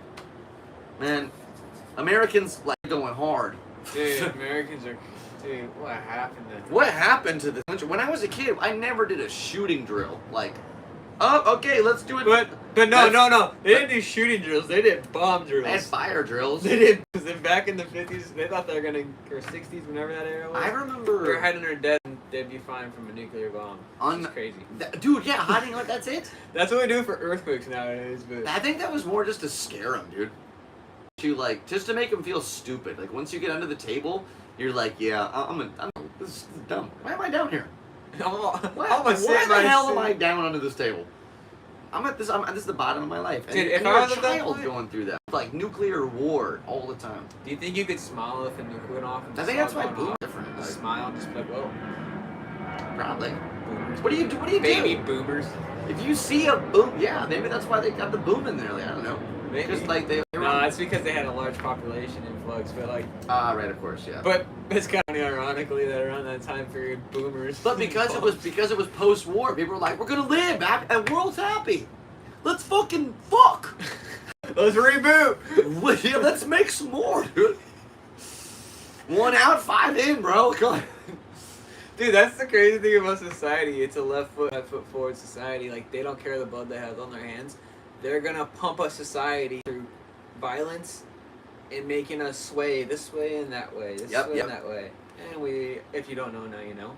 And that's just the way America operates, unfortunately. But That's so crazy. I was just born here, man. I don't agree with everything in this country, but wow, the picture of them. Yeah, I'm still on Columbine. Jeez.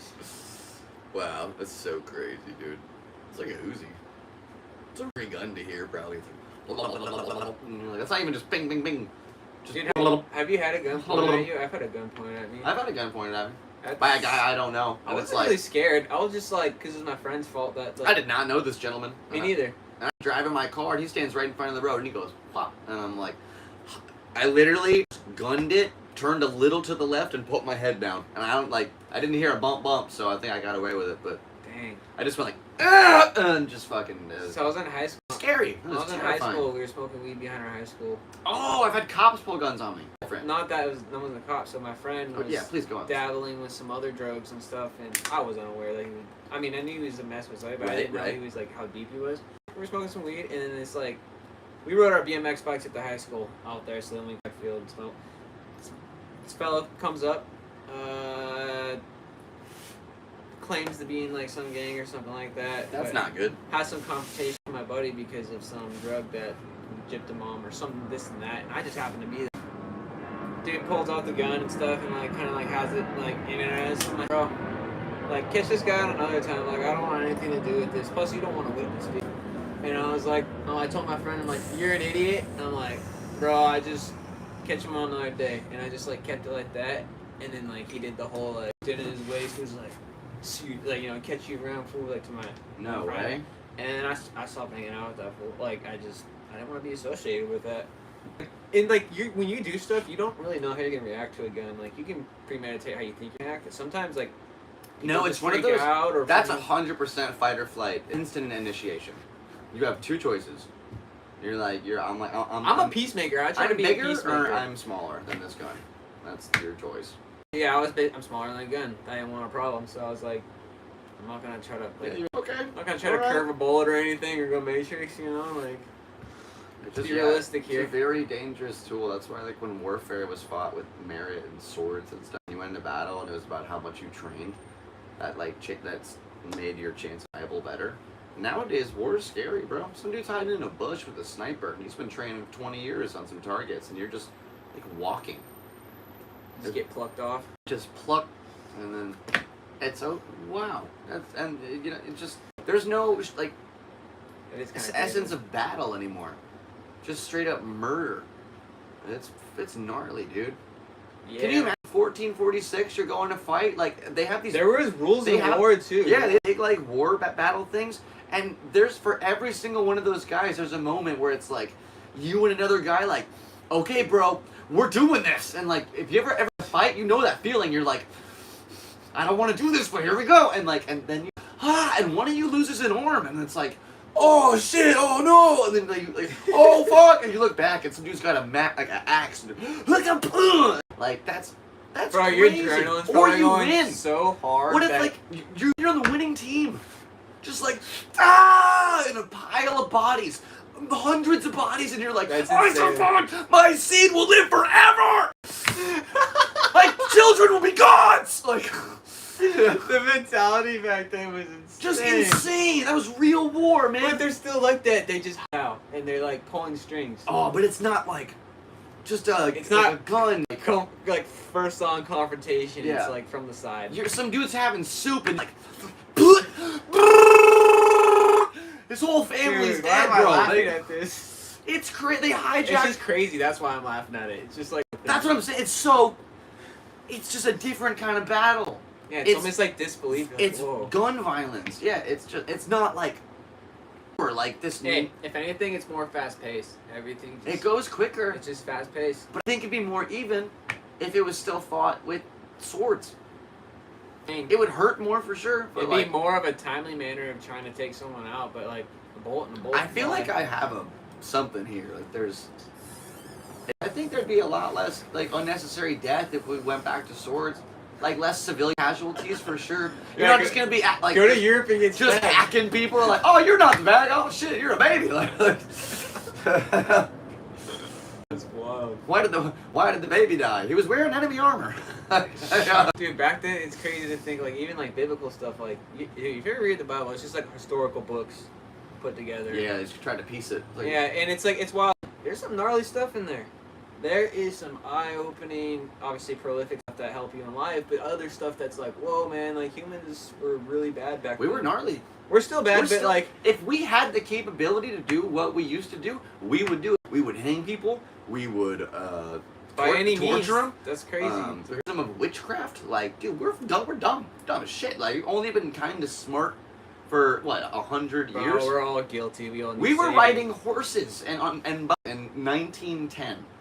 Like 1908, I think, was the first year the Ford F1 Ford Model T came out, right? 1908. So before that, it's horse-drawn carriages. Like we're clip-clopping for thousands and thousands of years. We just drive. We're the smartest species ever. Well, we used to burn people alive because they would cheat on their wife, and then some lady saw it, and they're like, "She's a witch." That girl right there, I saw her do magic. She was practicing night, preaching to the devil, and they were like, "This devil worshiper shall die by fire tonight."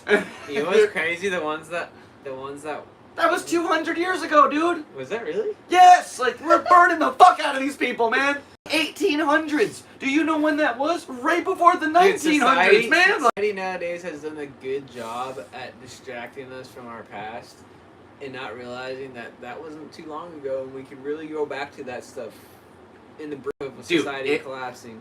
If the grid shut down, we're the done. water, sewage, power, food go out. 2 months down the line, we are back to the gallows. We're done. The gallows are like... You better get a good calm... Like, there'll be bodies on the interstate just hanging. Oh, for like, sure. Stay out of here.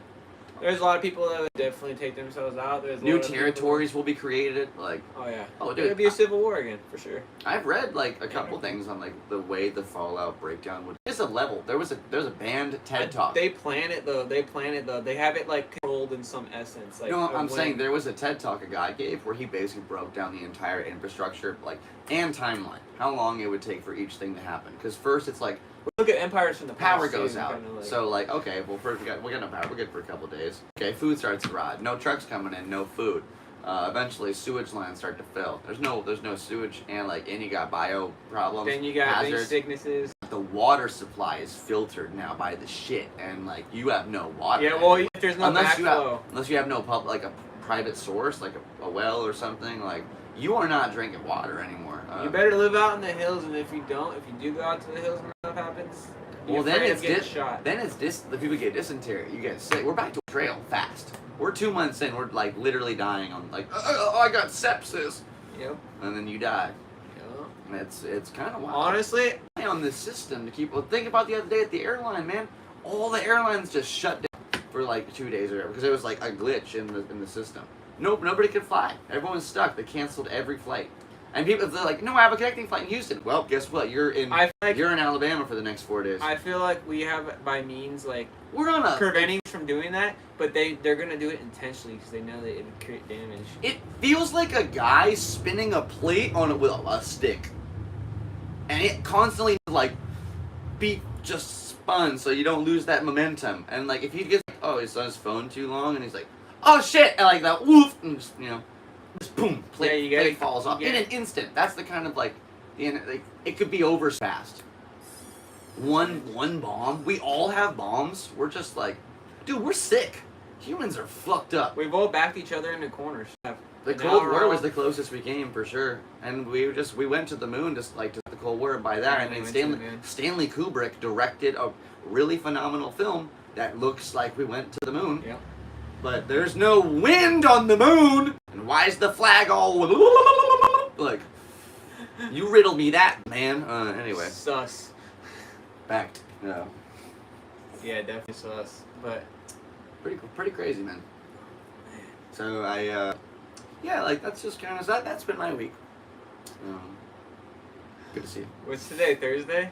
Today's Thursday. It's Thursday. Yesterday's Wednesday. Episode 69 of the Galactic Seabass Podcast. 69. I actually had a lot of fun in this one. I went on a couple of tangents there. Me and you always getting great conversations off the camera too. Like, this is a homie. Like, yeah. I have lots of friends that I get in deep conversations. I just love sharing life and just seeing what's going on. I like to have the old buddies on, man. It's been an adventure coming up. I was thinking, if I moved to LA, I wouldn't have most, or if any, of the friends I have now in San Diego. Like, that was a very addictive decision in my life. Like, I really wanted to be in the movies, but for some reason I was like, you should just go to Poway. Wait, so you're chasing the Hollywood dream before you came out here? Kind of, sort of, yeah. Like, nice. Yeah, like, I just wanted to be in your film, and I also wanted to be a pro bike rider. And BMX was here, and Deadline was here. So I ended up watching Deadline at Augie's old apartment with DeMarcus and Tammy. That's funny. You got plugged right in. It was Miles Regoish's old apartment. Augie came over on his birthday with his girlfriend. So he was the first guy in Deadline I ever met. And then Tammy brought me over, and then DeMarcus was there, like in the early days. We all watched Deadline together, and it was like, oh, this is cool. I met all the homies at like skate parks, just meeting other homies. Yep. The first time I ever saw Garrett Reynolds, like, he brought up with the whole Fiend team at Poway, and he tried a 180 hat, and he fell, and he just like, there's the rollers. Yeah. He just like, whee! It's like his just rolled in, and I'm like, oh, he falls. He doesn't land everything. It blew my mind. Like I like, oh, he's a regular person. Yeah, when you're a kid growing up watching YouTube and them land the craziest stuff, you're like, this guy is. You know, I really look up. I really look up to Garrett, dude. His dad passed away when he was 15. Didn't let him stop. See, I'm from Connecticut. Like I always. He's a good guy. I always idolized that guy a little bit, and he always kept his shoulders. Never like was like a drug addict, and he just worked really hard, and he got really good. And ever since. Like writing on the wall, or before that. Kind of did it the right way. Now there is a sense of the right way, but like in a if there's a way to do it, in a proper way, in a sense. There's many ways to do it. Most X Games gold medals, I think. Yeah, that's a huge accomplishment. Besides Shaun White, maybe. Well, they're tied right now. At least like in the really. They're tied. They're just each. That even makes sense. Yeah, how cool is that? In one sport. One sport, and because he's the best street rider on earth, and to call him a friend is like an amazing thing. Now is the point where I think I broke my forks. When I texted him, crazy, yo, the forks. How do I go through the warranty with you guys? He said just I left a pair behind my house under a box. Just go grab them. Address. I go to get the forks. The box is that famous box he used to do all those unbelievable flat ground tricks on. Remember on Instagram every once in a while he'd just like do like some NBD ran his driveway? Yeah. It was that box. Like I'm like, oh my what? Like it was so cool, and just like I think those are still on. I'm not those are Odysseys. But oh dude, I forgot it was pretty funny. It's all good. No, but so that was just like BMX will always have a part of my heart, and I'm glad to be able to incorporate like comedy with doing it now, doing these like little dad tricks are taking off, and the B Street clip went over 1 million views. Dude, this guy is. I saw that. I'm sure. I was down at the bottom, and I'm like literally like. When you're friends with someone, you're like, every time he does something like that, I'm actually scared for him. I'm like, dude, you can just be ground beef any second now. It's a wild feeling. I'm like, I would hate to see it, and I'm glad he pulls it off and knows when to like. But dude, that's so gnarly. I was cooking. That other guy on the fixie did it too, but he went all the way. But that was I've thought a lot about that. Like, so here, like, if you put yourself in the positions, he's got bigger wheels. The bus. He wasn't in the wheels. He has bigger. He has a bigger thing. Bigger wheelbase. So he won't like turn his. So his legs and his feet were 100% locked in because he was able to like yank against each other. Yeah, like using leverage. I'm just up there. You're floating. You hit a bump. You're like the bike moves a little. One bump and my foot just like gone. Because then you have no pressure point. It's like there's these two little like pins up there that like you have to stand on. But if you lose one, you don't have coordination for the other. It's like a circus act.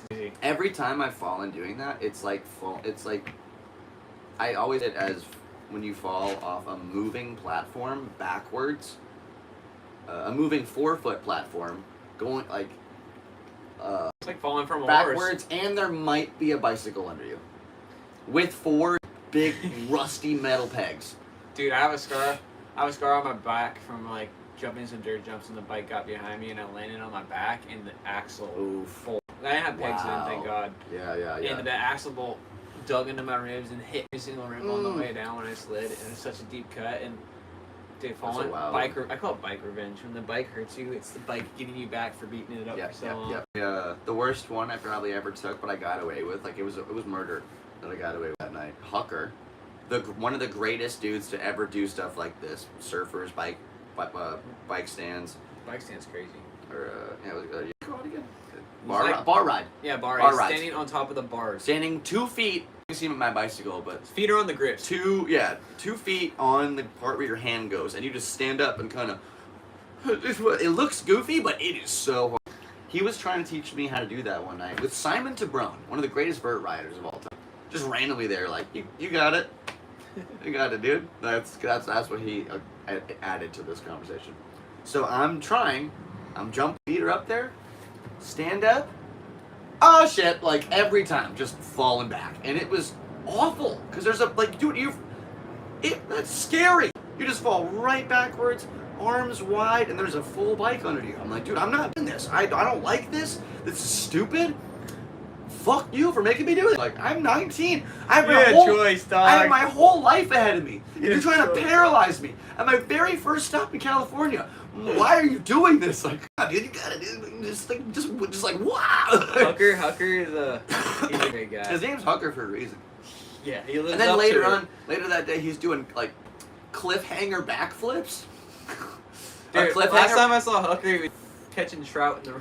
So wait, river just Colorado. my the ADHD is soaring tonight. Let me get through this story real quick. So basically, this crash that I ever took, or like the most potential leap for Was this sure. recently?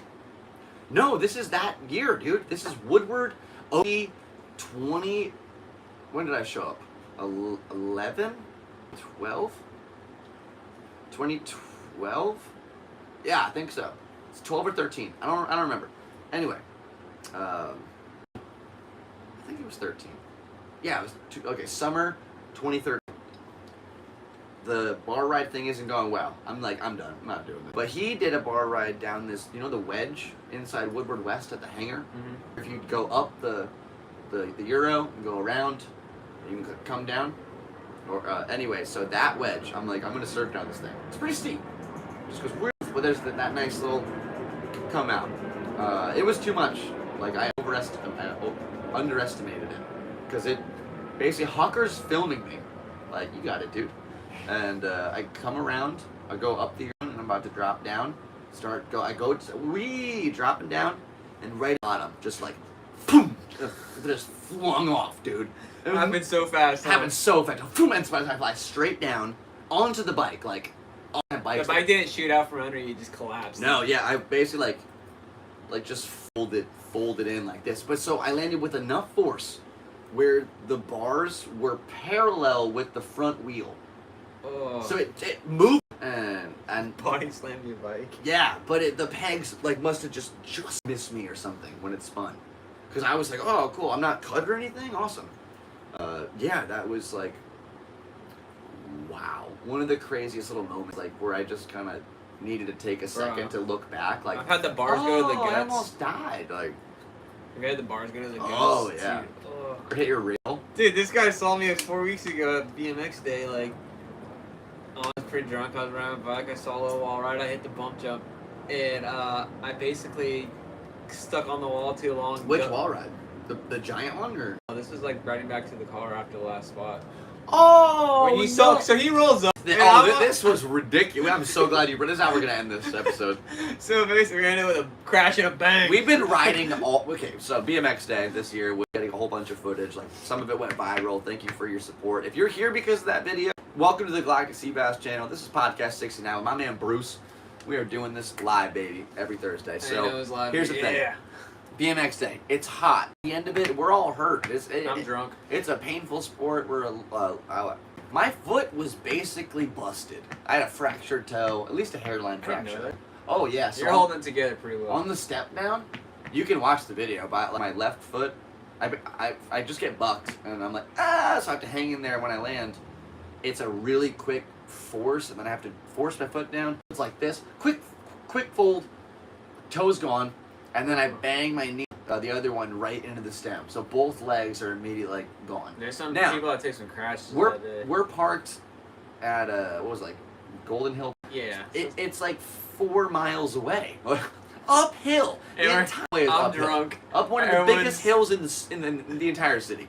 So yeah, we're tipsy. It's hot. We're right after B Street. Dehydrated. We just rode up B Street. The video of him the video of right back up going down. We had to walk up that thing, yeah, and then more and more and more, and so finally we're at the very top, and I'm begging Bruce, like, get on your bike, bro, let's do this. We could just run it out, because I'm supposed to get down to this comedy club to go see this show or shoot the show or do something, and Bruce is like, no, he's walking it the whole way, which leaves me enough time for this random dude. I think his name was what is his Instagram was like Jawo Tim. He's a good guy. He's a good dude. Really sorry I can't remember your name. I can find it real quick. I'm gonna give him a shout out. I think it's Jason Bateman.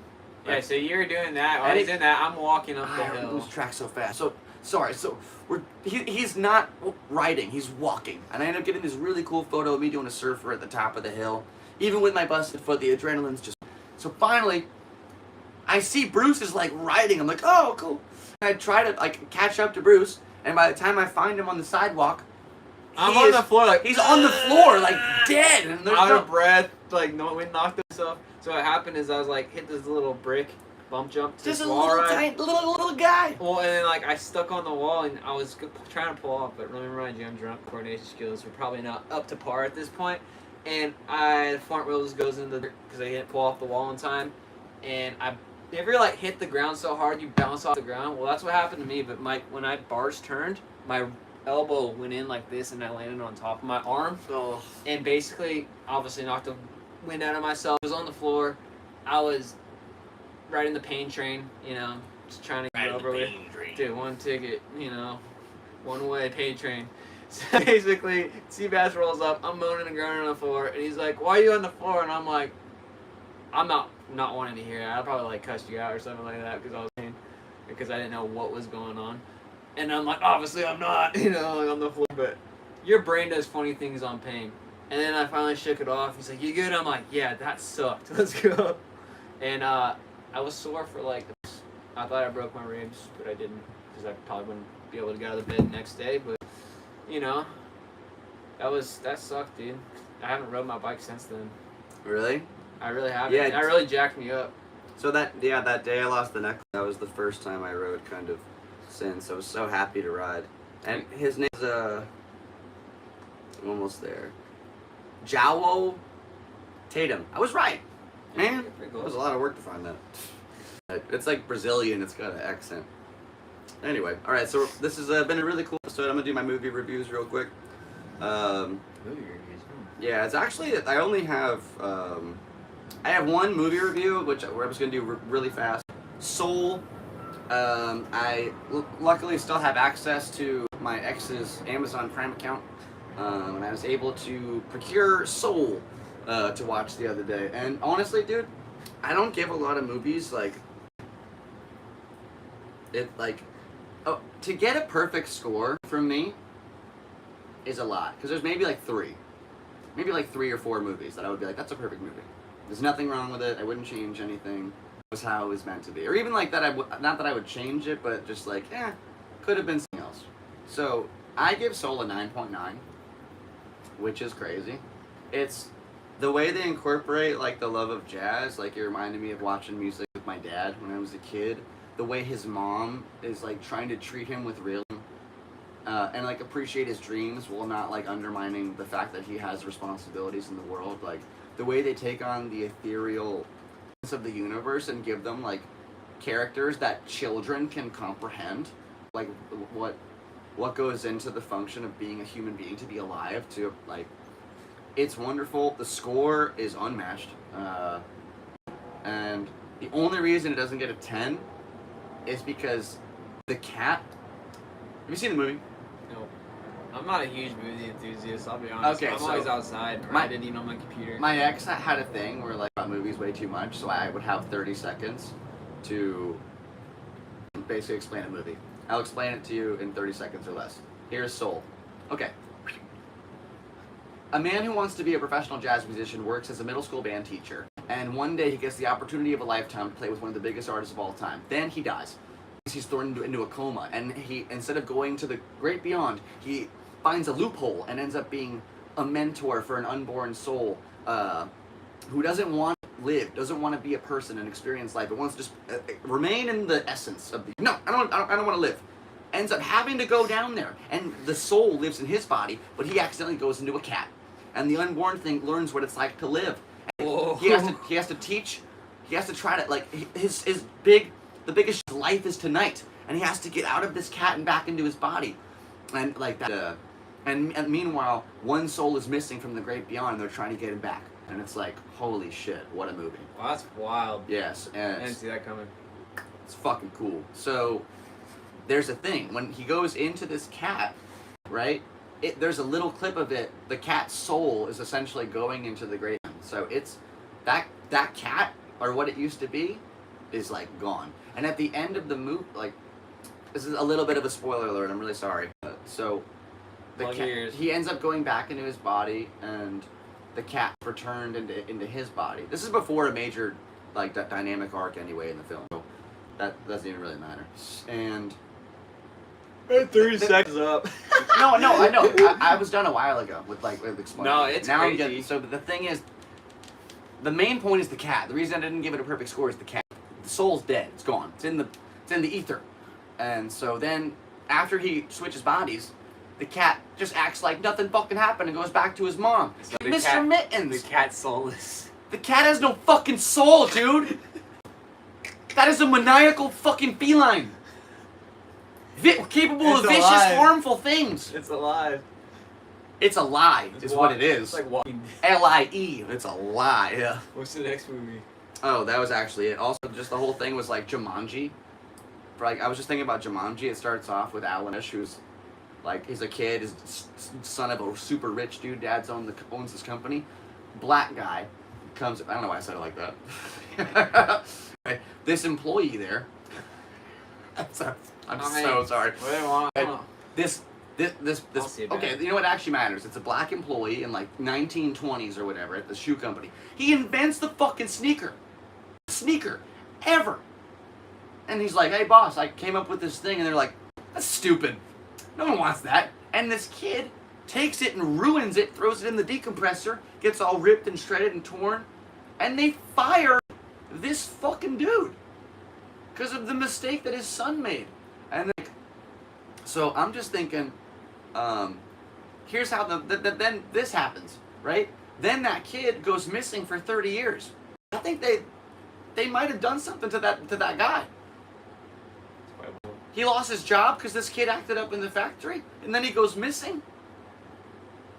I have to rewatch Jumanji. Hey, we need a sequel to that. What happened to the dead? And also I started Almost Famous, which is actually, I'm really, really enjoying it. It's pretty crazy the way they are like showcasing. Cameron Crowe had a weird life. Have you seen Almost Famous?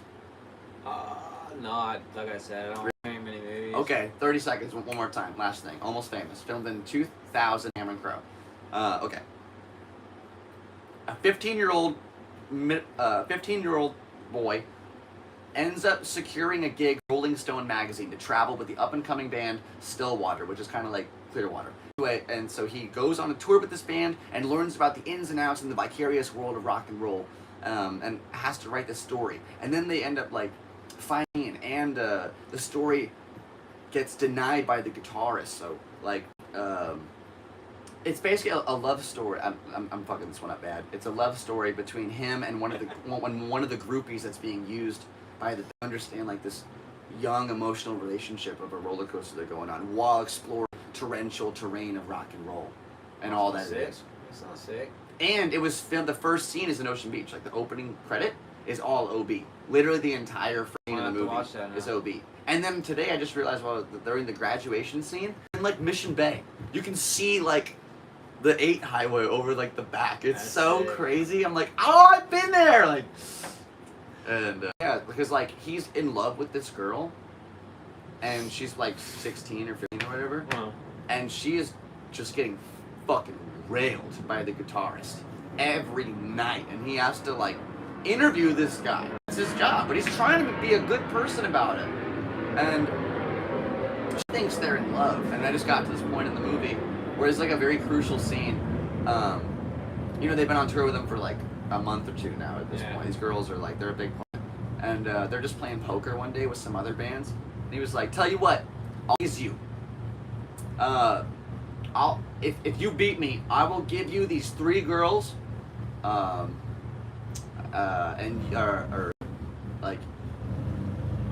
I'm putting this wrong. He's like doing like a bet?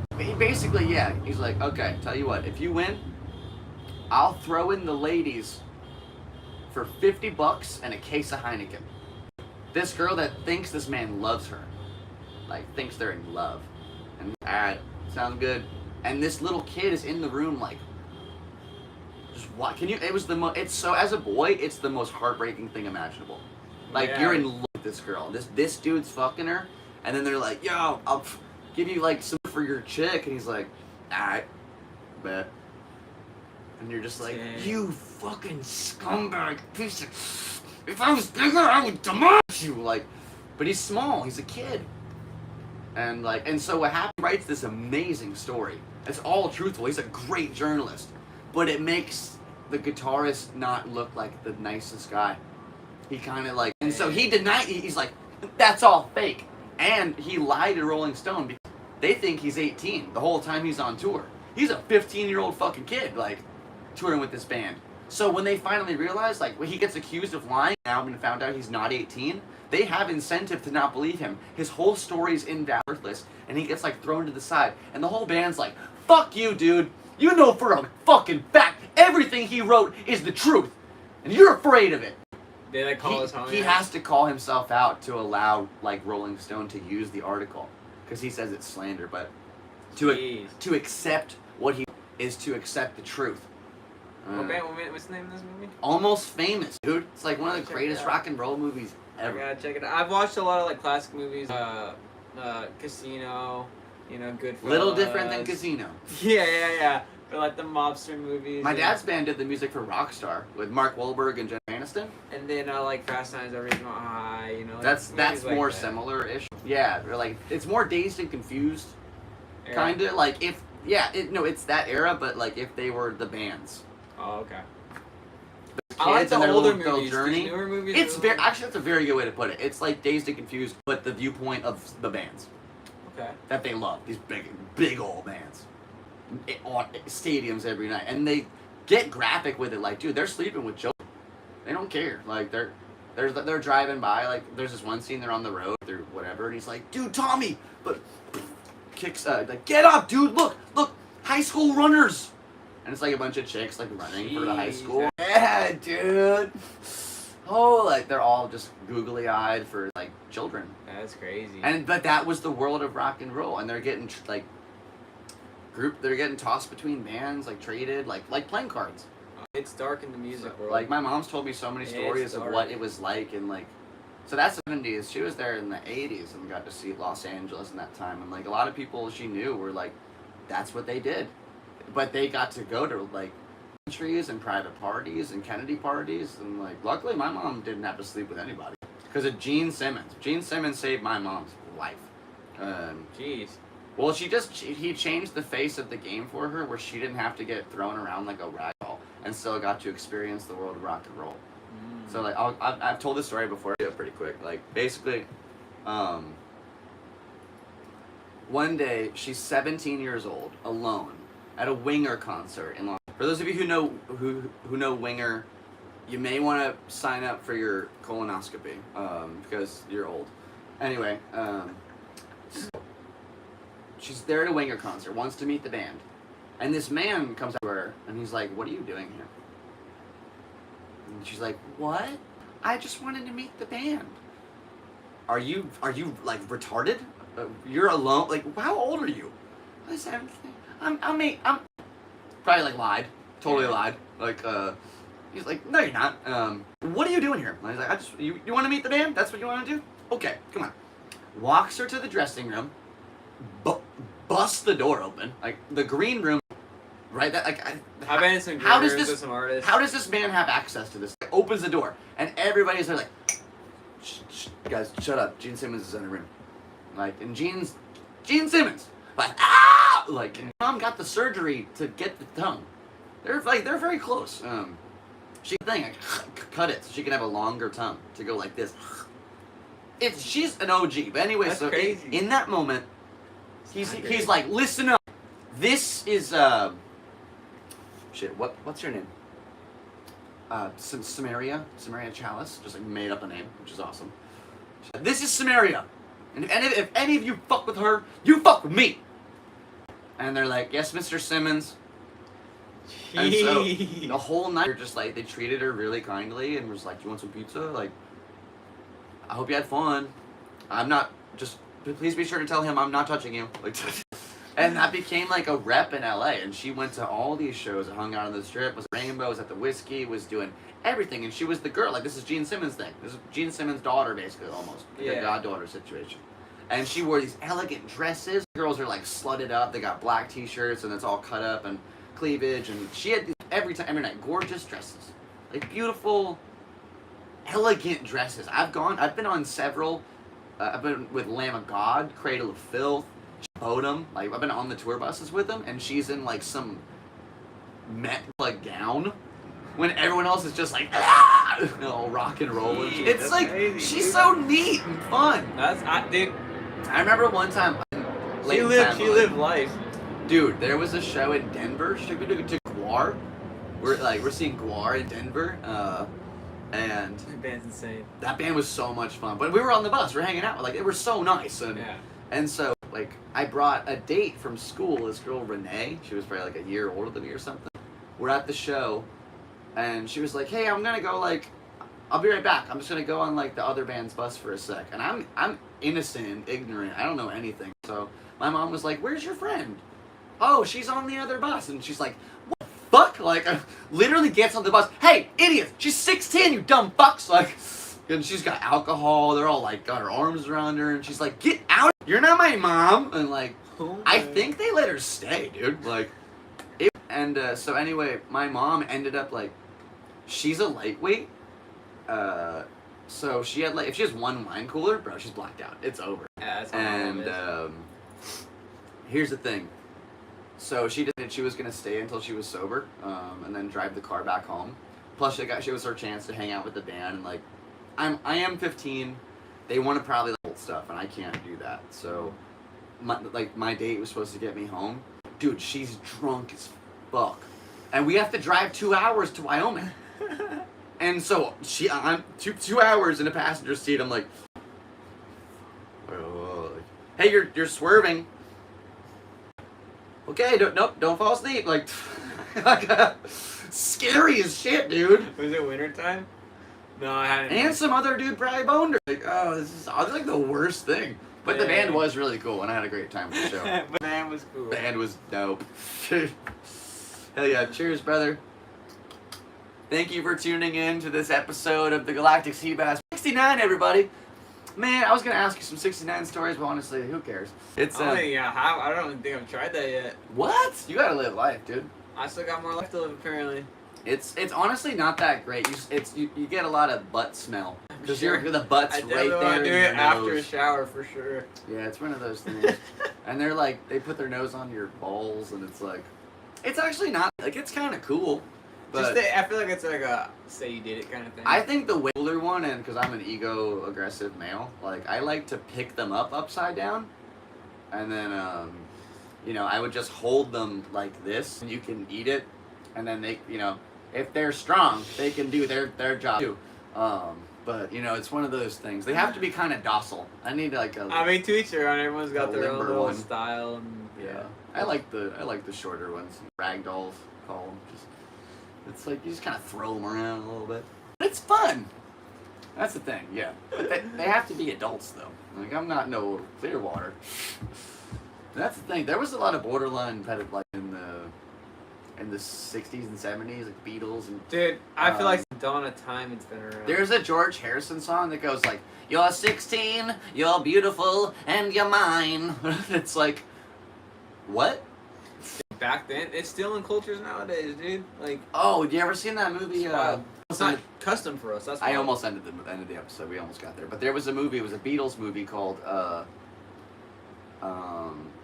oh, dude, what that one? Where everyone in the world forgets the Beatles except one guy. No. It's called Yesterday. It's okay. That's the concept. Is like, one day a man wakes up, everybody else in the world forgot who the Beatles were except him, and it's like, what? And so he's just like singing these songs at the bar. They're like, what the fuck is that? That's really nice. I like that. So he just has to like remember them all. Yeah. He's like a struggling fucking barker in the park. But now he's the only guy who knows at Rigby. Or the only guy who knows Come Together. Or Here Comes the Sun. Like, here comes the sun. just that's a nice tune. It's nice and fun. So that's the plot. But there's a part, and the whole movie, he gets to the point where he's playing arenas, because he's like Ed Sheeran. It's a great scene with Ed Sheeran. He challenges him. They're like, okay, you know what? You think you're so fucking hot shit? This is Ed Sheeran talking. You think you're hot? You know what? Yeah. Well, guess what? Challenge. You go in the bathroom. We're gonna write a song, and whoever's out with a better song is the winner. And he just comes out with like, I think it's Eleanor Rigby. And then Ed's like, you know what? Fuck you, man. Like, leave. It's amazing. It's like, that was amazing. I'm gonna go fucking kill myself. It's shit like that. It's really funny. And he goes to this arena and there's 1,000 songs in the Beatles catalog, right? Yeah. What's the first thing he says when he gets on the stage? This was filmed in 2021, by the way. What? She was only 17! And I was Jeez. like, what? Why? Like this? Why are you saying that? There's so many choices. Whoever wrote it can go die. And But dude, that's just like back then. there was another really funny little part of the movie too, where the whole time, fucking he's like on the way up. There's these weirdos in the crowd who always are staring at him, and they're like, "We know." They're holding little yellow submarines, because they're like, "We know you're a fraud." He thinks that they're trying to catch him and expose him because he didn't write these songs. But then finally he meets them at the end. They're like, "Nah, we just couldn't remember the tunes. But they were really nice. We love the Beatles." Whatever. Like, yeah, we're just not that talented, so we thought I just liked what you're doing, you know. It's kind of cute. And the end of the movie is kind of neat because he was like, "Wait, is John Lennon alive?" And he goes and meets this old dude at a garden. He's just like old John, never made it, but he's alive. And it was like, oh, it's kind of cool. All right, and as we get emotional over a really dumb Beatles movie, I'm getting educated in the Hollywood department. This is episode 69 of the Galactic Seabass Podcast with myself, Sebastian, your host now, forever, and always. Feel free to call me Seabass. I don't really know what I have lined up as far as shows up go, so just stay up to date on my Instagram, and I appreciate. Oh, I got a roast battle next month at the Comedy Store, first Wednesday. I'm going up against Taylor, so that'll be fun. Big old giraffe-looking fella. Put it on your calendar. I still need to go to shows. Thank you very much, Bruce. As I was about to say, this is Bruce. Check out his social media and all his cool stuff down below. And you know what? That left-hand thing was weird. Hey, are we in the Boy Scouts or what? There we go. I like it. Nice and firm, just like my melons. Only the round ones, though. Anyway, so here's the thing. Thank you for watching. We'll be right back. And with that, we're back. Thanks for tuning in. This is the Galactic Seabass Podcast. Shout out to Adam Ray. Shout out to my dad. Shout out to my mom, my brothers. You guys are watching the best. If you'd like to support the podcast, several ways to down below. Really appreciate you. This is also streaming on Apple and Spotify. If you want to listen to it in the car at some point, appreciate you very much. Let's check a little chat before I take off. And that's again, one person said what's up, but I did it. And one day that shall be many. This was episode 69. Next week will be episode 70. And I appreciate you for tuning in. With that being said, this was a podcast. You're a person. I wish you the best of luck in all your endeavors, along with my friend Bruce and for myself. That's pretty much it. Ladies and gentlemen, thank you very much for being here today. This was a podcast. I'm a human being. Hopefully you are too. No reptilians allowed at the Galactic Seabass channel. Almost dropped it. It's not going to end that way. Thumb flick. Thumb thick for the win. Rock and roll. Again, thanks for being a part of the program, Bruce. You're the man. I wish these mics... You know what? I don't even wish. I'm happy to have something. And one day we'll have real functioning audio equipment. It's going to be cool. I am so good at not saying goodbye. I wish I was a good goodbyer. Never have been, never will be. Bye, folks. You should see my mom and I at Christmas time. Oh, it takes hours to leave the driveway. And with that being said, you're the best. This is a podcast, sort of, kind of. That's my friend Bruce. We're here in San Diego. I hope to catch you at a local comedy show soon. Thanks for all the support on social media, and we'll catch you again next Thursday for episode 69 of the Galactic Seabass channel with your host, Sebastian, a.k.a. Seabass, a.k.a. Japan USA, a.k.a. Seabass with cash symbols. I will catch you guys on the flip side. Word out. Oh, what was the last thing we just said? I was trying to go freak, but it was coming out not that way. Anyway, this is how we say goodbye. Toodly-doo. That's end transmission.